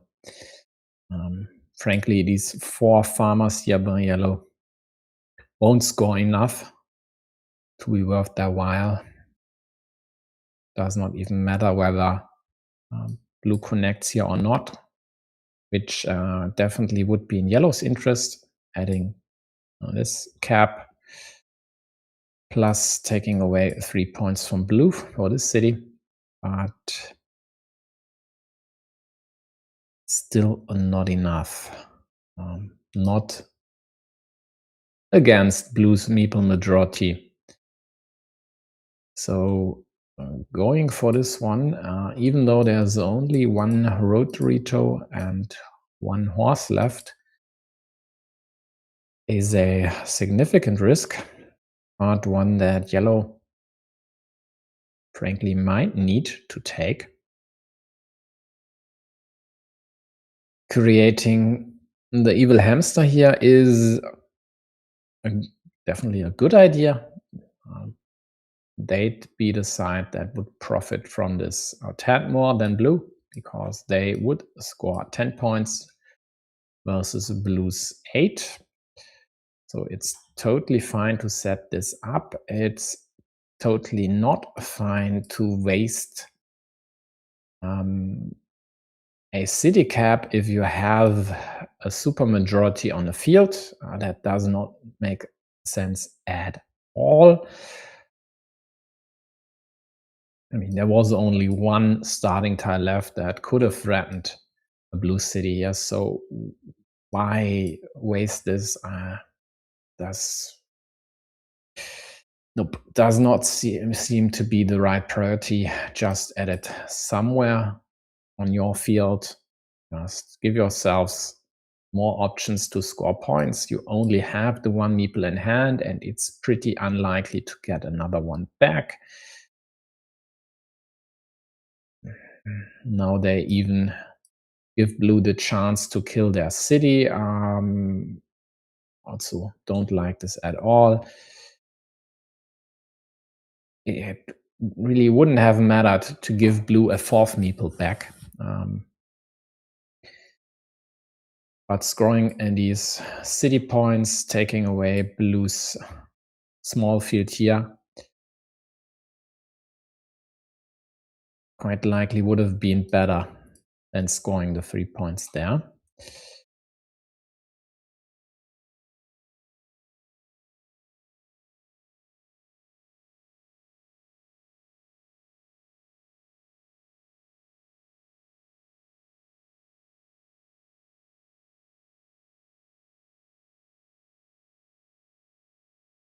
But for now, they still have the lead. But blue has the meeples and a juicy setup. There are still Doritos left. Now they have this road monastery, which they quite likely will claim somewhere. Maybe here for 5, maybe not. Maybe just claiming the 3 points would be fine as well.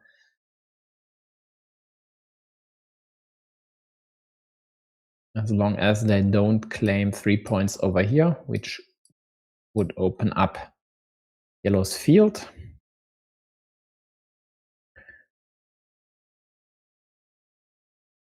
Yeah, yellow tries to harass blue city, does not work out, and now blue takes the lead in this game.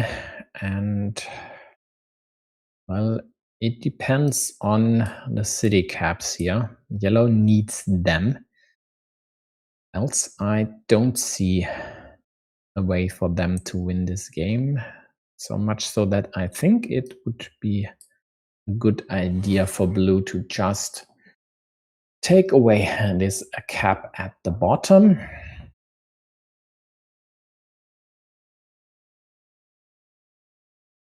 Yellow extends their field, adds another city, but is still down by 1 point.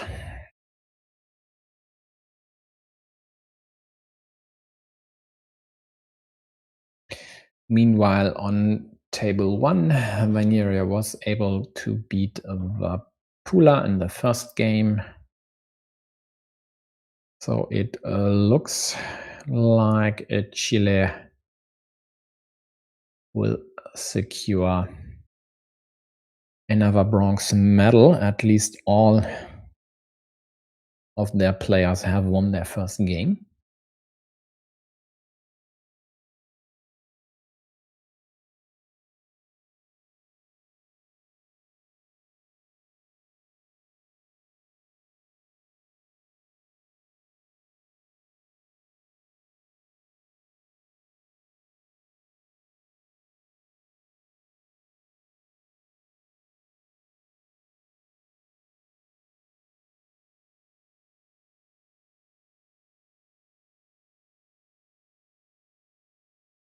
Yeah, and now what do you do as yellow? You don't have any threats? Well, there's one tiny threat. That is the rose here. Actually, that's not tiny. That is a must for them, scoring 4 plus 3 to their field, plus 3 for taking this tiny blue field down. So that's a 10-point move, and they need it, and they get it.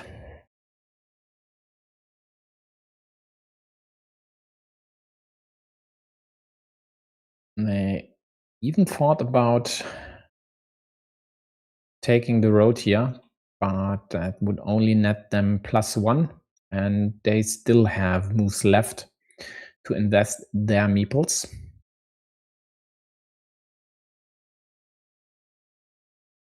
And blue now needs to find their best move, and that is taking the 5-point road here. At least I don't see anything that's better.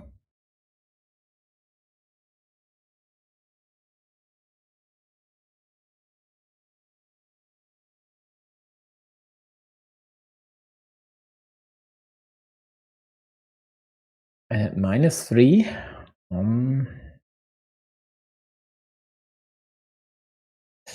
Lychee might need to go for the most efficient setup possible. And this one here would be a 7-pointer with 2 moves, plus then another option to claim something on the last turn, but even that might not be enough here.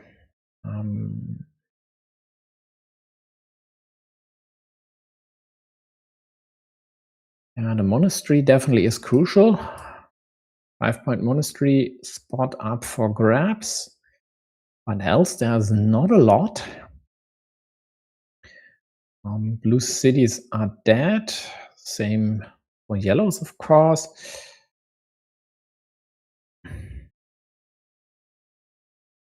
There's no huge field to take or stuff like that, so it does definitely not look great for yellow, and they opt for 4 points.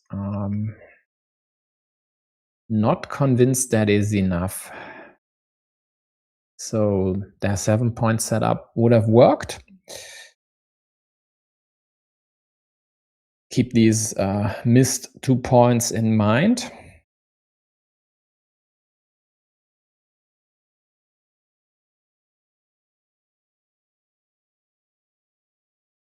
Yeah, but even with these 2 points, at least in this permutation, they would have lost.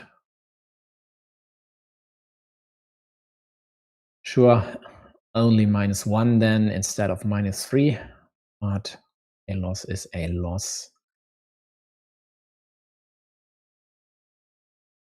So first duel won by Adan Las Eras for Chile, sweeping lead cheetah killer on table 5.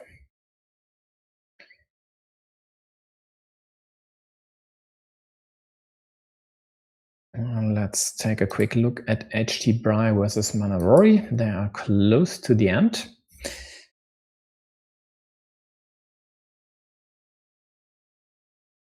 And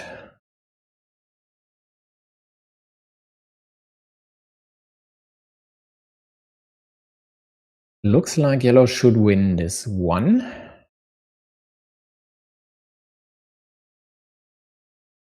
Yeah, even though blue has the highest scoring feature, which is this 15-point field in the middle, secured with 2 farmers. There is nothing else for them to still threaten a win here.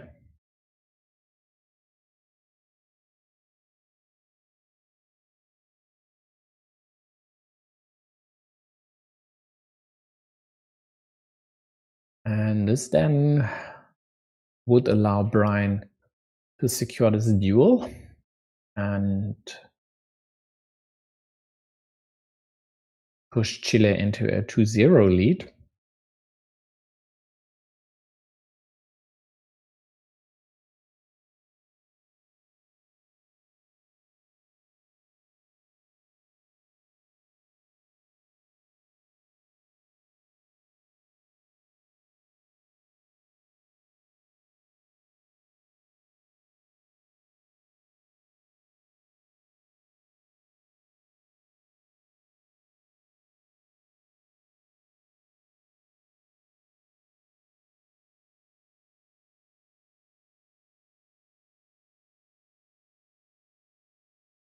Yeah, again, if you'd like me to cover a specific duel, just let me know.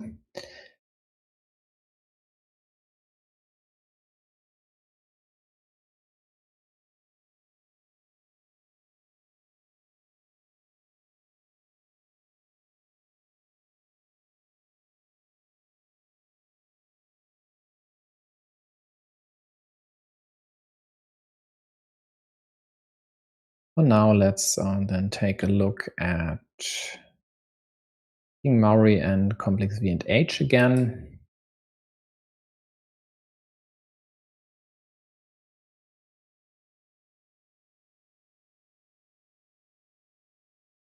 And as we are down to 3 remaining duels, let me quickly switch the layout as well.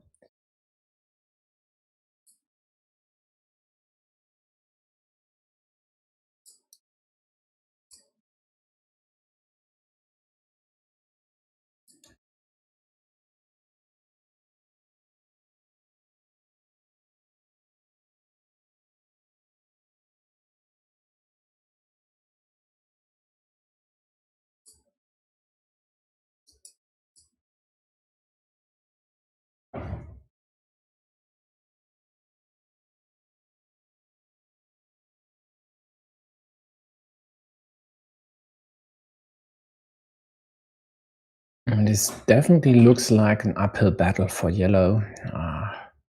There are still 4 road ritos for blue to score this pretty significant city in the middle, and it's not just the city.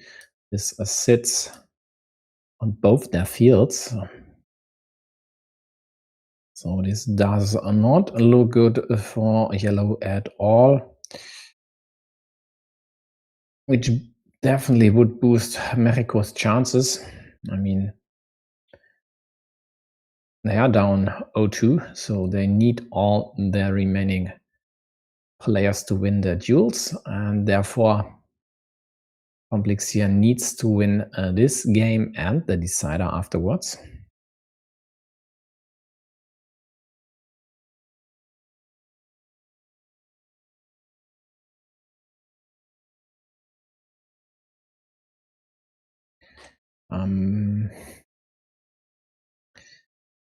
I'm not convinced this is the right choice by yellow. Sure, if blue would close this city,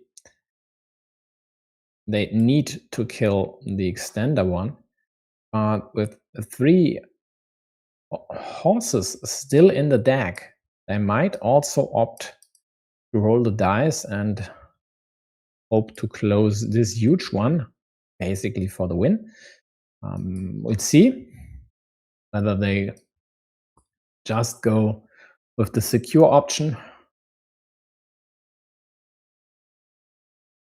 or hope to hit one of 3 horses. I mean, that is, with 27 tiles remaining, a very, very good shot, roughly 90% to get at least one. But if not, they might lose. We'll see. For now, they just need to reconnect first, it looks like.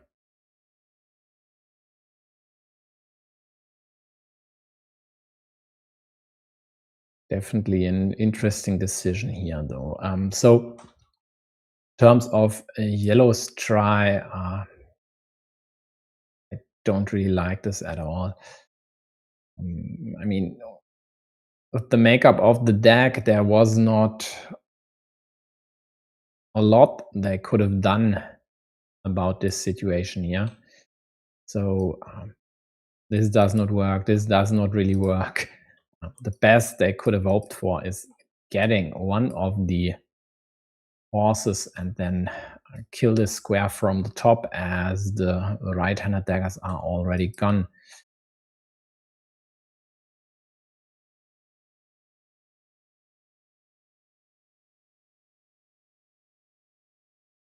Yeah, looks like Elias has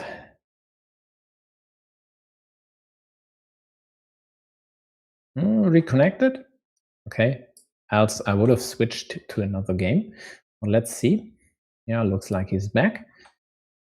So will he just close the city and play it safely?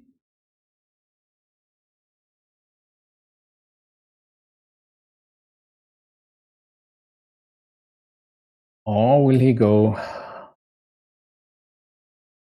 for the horse? I mean, I'd like a content move, so why not go for this one?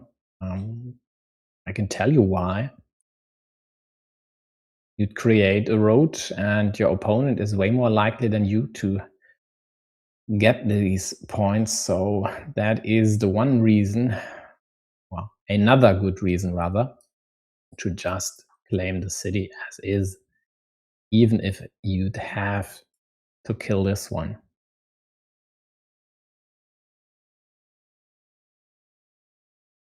So 29 points. Well, still a chance for yellow to win? Yeah, sure. The farmer, the connection, another city. That's a pretty juicy field in the making, which they, of course, could take over later. Need to take over later, it looks like. Doesn't hurt to score quick points, of course. Their city, by the way, is dead, but so is this option to extend blue's field on the left side, so that one is contained at 9 points for now. The only option to still expand it would be to unite with the second blue field.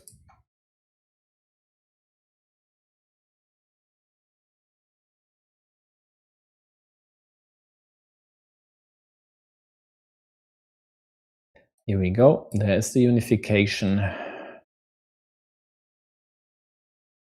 which I'm not convinced was the best move for blue. For one, because it set up the 6-point loop road. Then it also created a large field, which yellow already threatens to attack. And with this loop, there are more options to attack it. So by scoring these 4 plus 3 minus 3 points, blue basically gave yellow a route back into this game.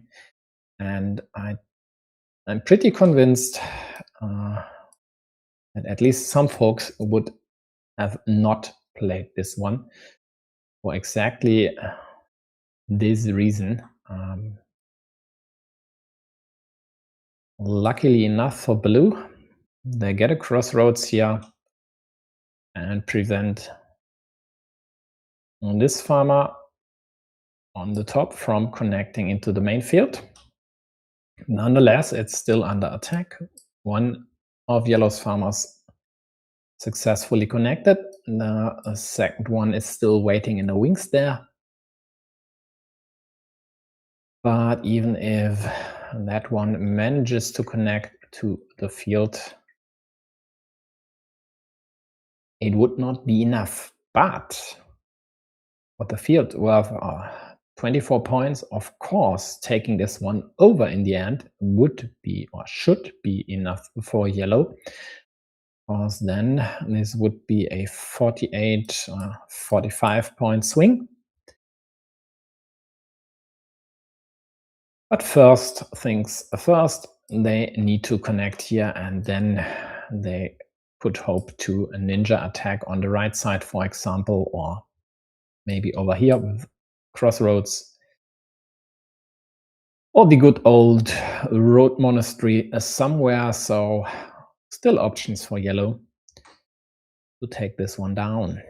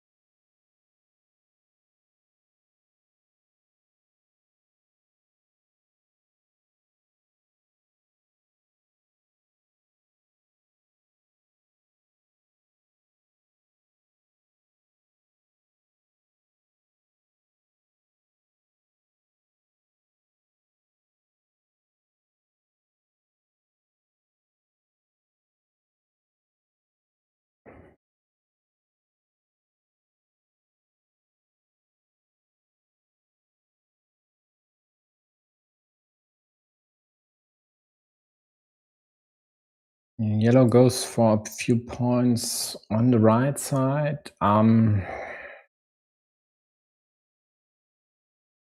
Don't think this moves the needle in any significant way.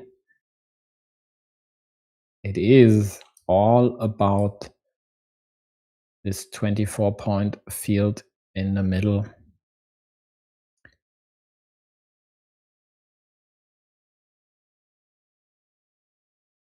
And even if they manage to win this one, blue might be able to win the game nonetheless. They just need to score the quick points here, and there's still a chance to close this city as well.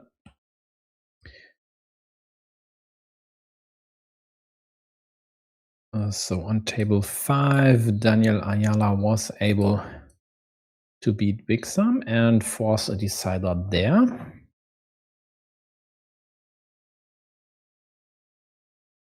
That's definitely good news for Mexico, but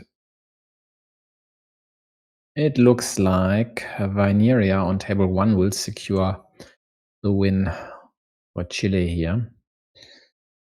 And we'll check this out once Complex and Maori are done here.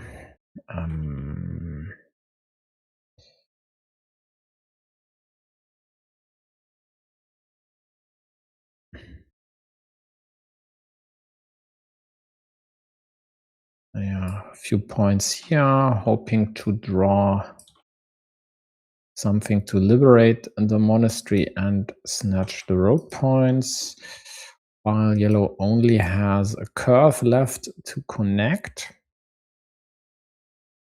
But that curve should be enough. So needs to indirectly defend now, I think. Although, no, he doesn't. Does not make sense, actually, because the only tile to kill is this one. And with everything else, blue either would go for this or, well, get the curve anyway. So just adding 1 point to your ruin would have been it. In the end, it did not matter.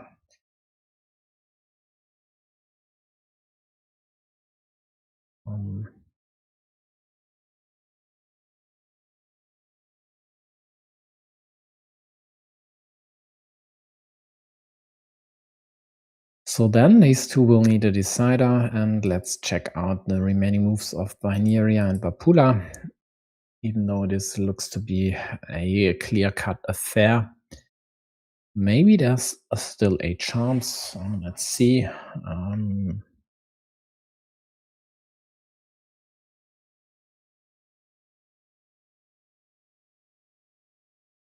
Not really, though. I mean, sure.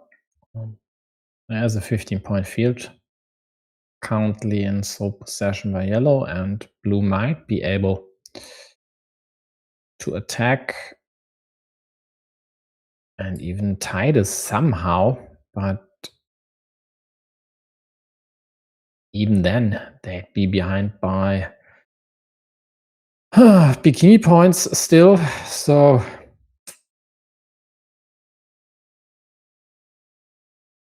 no chance here for blue. Vineria will take this down, will secure a 2-0 sweep, and secure the bronze medal for Chile.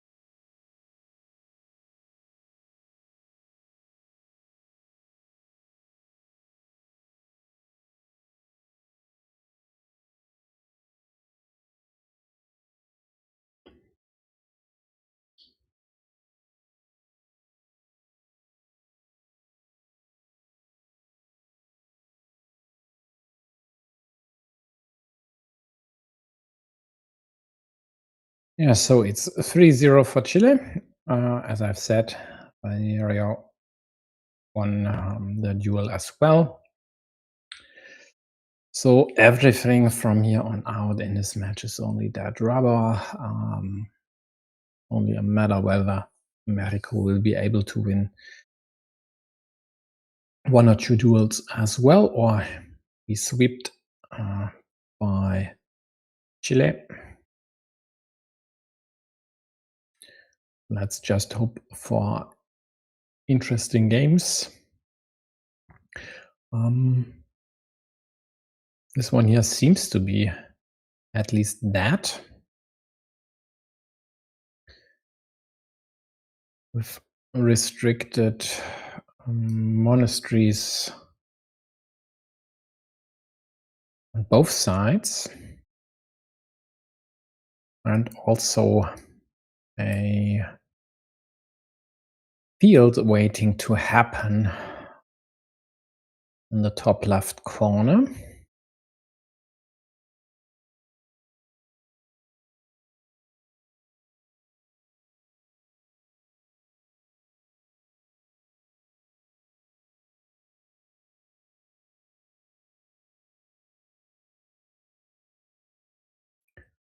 Yeah, with the quad here, Blue's city basically was a ruin, and therefore they just killed it. Of course, with 2 yellow casualties as well, which gives Blue the chance to extract the road meeple with another curve here and some road end. And on the other hand, Yellow threatens to close this shiny city, which stands at 8. So if closed 18.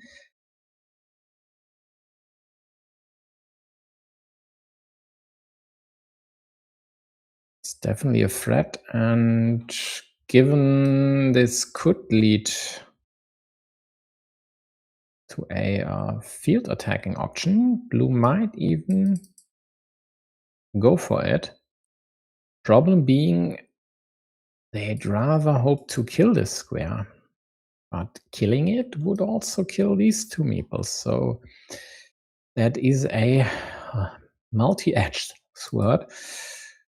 Not even sure it's only 2.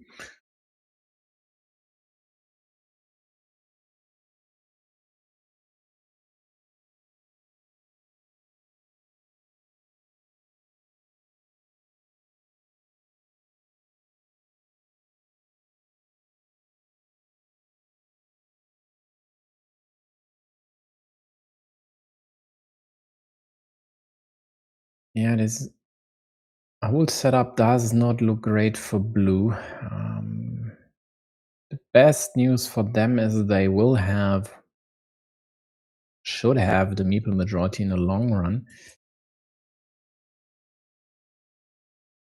Even if Yellow closes the city, at least Blue would get the road meeple back. This one is still alive.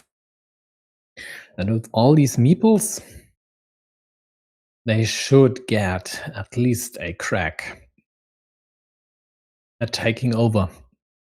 Yellow's field here currently, this 15-pointer is in Yellow's sole possession, but of course there are options for Blue to still attack and connect.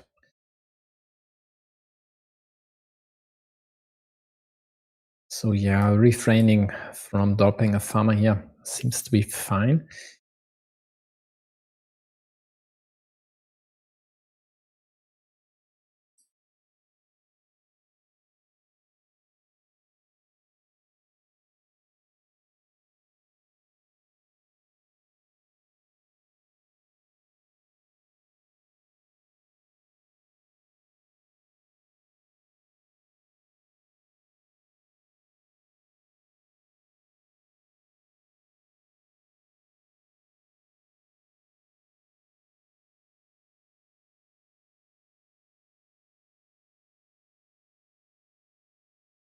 Here we go. Yellow closes their city, cashes in on the setup, and blows the field open. That would be an exaggeration. I mean, it's still pretty contained here. But at least there are now more chances for blue to attack it.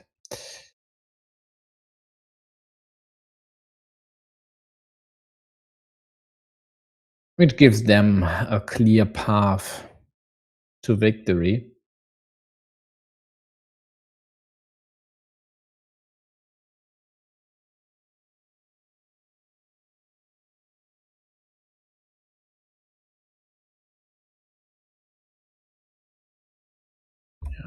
And another option to attack the field, just created by closing the road, immediately taken away by yellow with tempo.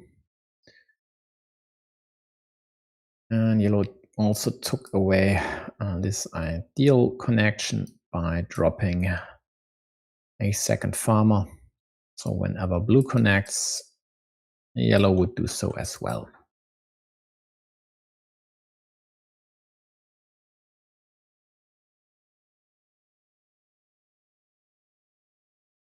But still, looks to me blue should just score points and points and points and then go for the field. There are still loads of tiles left. They have the meeples in hand to drop farmers. Not really left and right, but definitely easier than yellow with their sole meeple.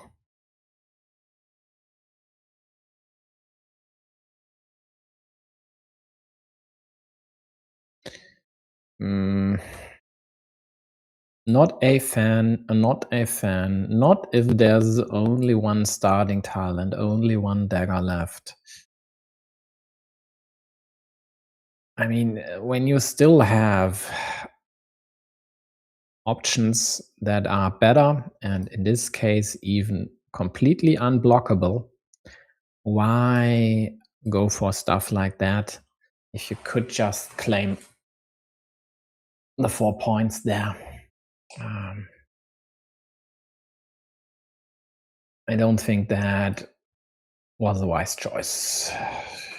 Too risky, too early.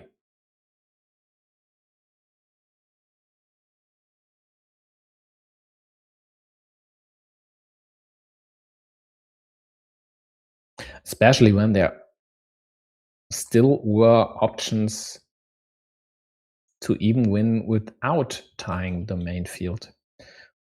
For instance, getting monasteries here and just claiming the caps.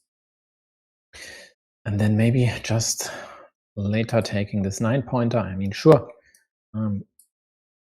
is quite likely will do so.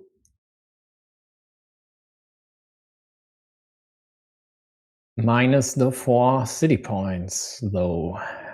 We'll see whether these will be crucial in the end or not.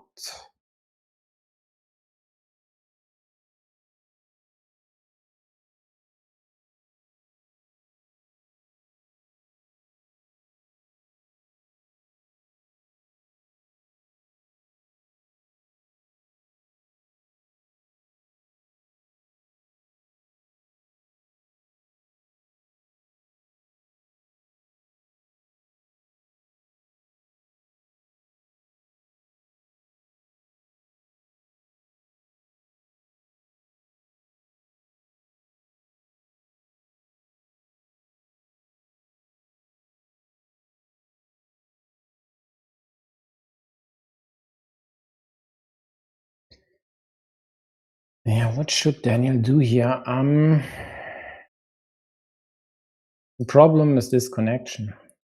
If it weren't for the 3 curves still in a deck, just dropping these caps onto your small side fields and possibly this one as well would be fine. Now,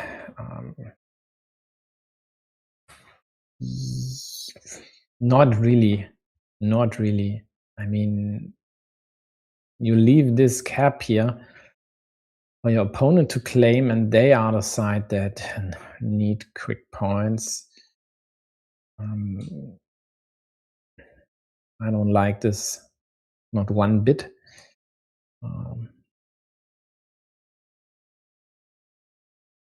Even if it reduces the chances of this city here being closed, and that definitely would be in yellow's interest.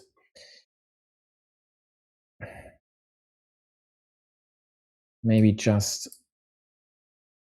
adding a point to your city, though. Yeah, doesn't move the needle that much as well. 4 quick points for yellow. And blue might need to secure this option, and they could even go for the 50-50 flip, hoping to draw the dagger to take over yellow's fields in one fell swoop.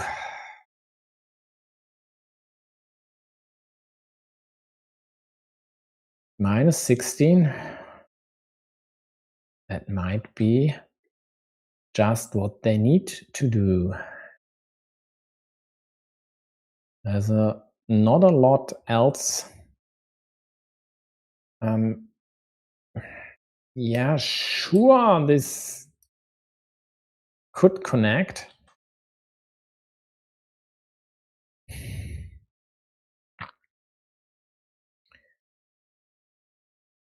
But if not,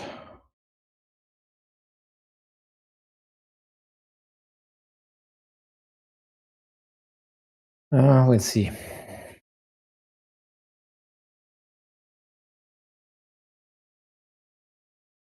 Yellow could at least restrict this to curves and nothing else. They don't go for it. Instead, I don't know, restrict blue city a tad more than it already is. Yeah.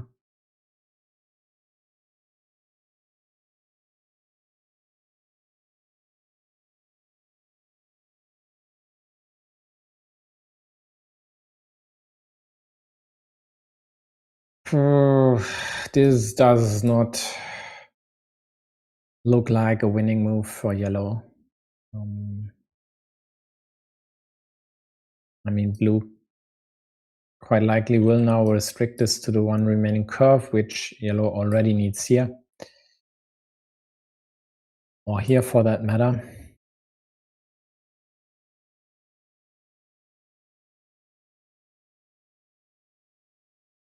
Or blue might just connect there. No.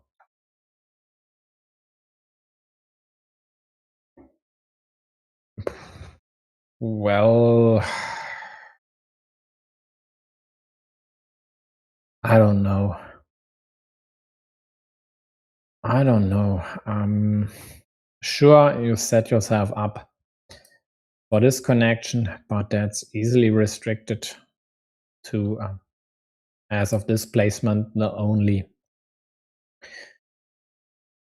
crossroads. These are gone now. So this connection is dead. Yellow gets the dagger here. Yeah, the kill does not matter, but they didn't have anything else to do. But blue gets the curve, so this is that. Yeah, they kill this square and win the game, and I don't think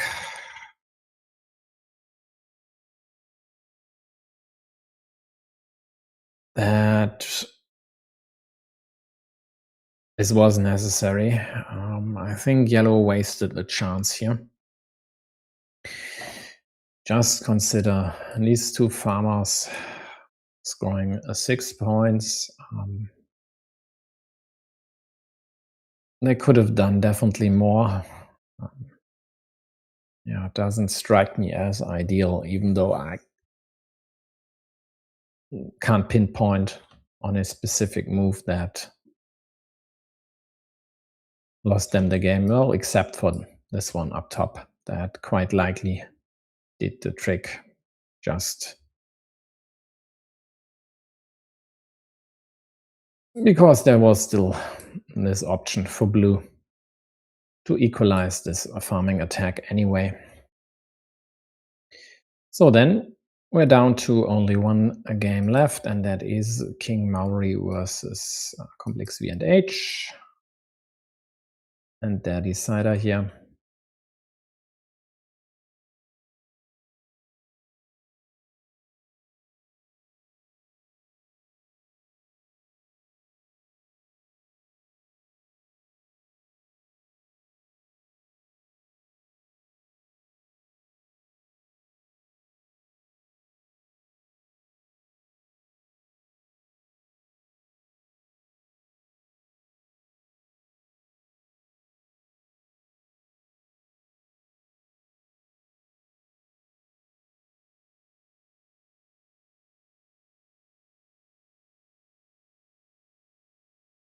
Yeah, and that is a clear-cut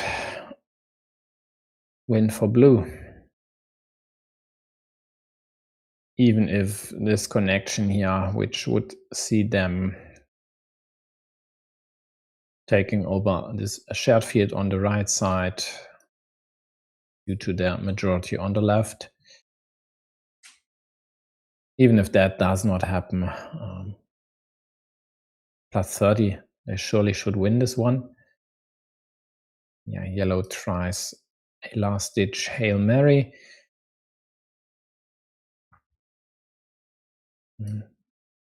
At least they get the only blocking tile. But it does not matter. So this then will be the second duel win for Mexico, courtesy of complex V and H.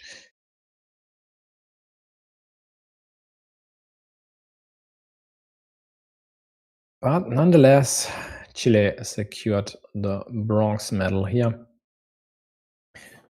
And the final will take place in roughly 50 minutes between Argentina and Colombia at 20 UTC.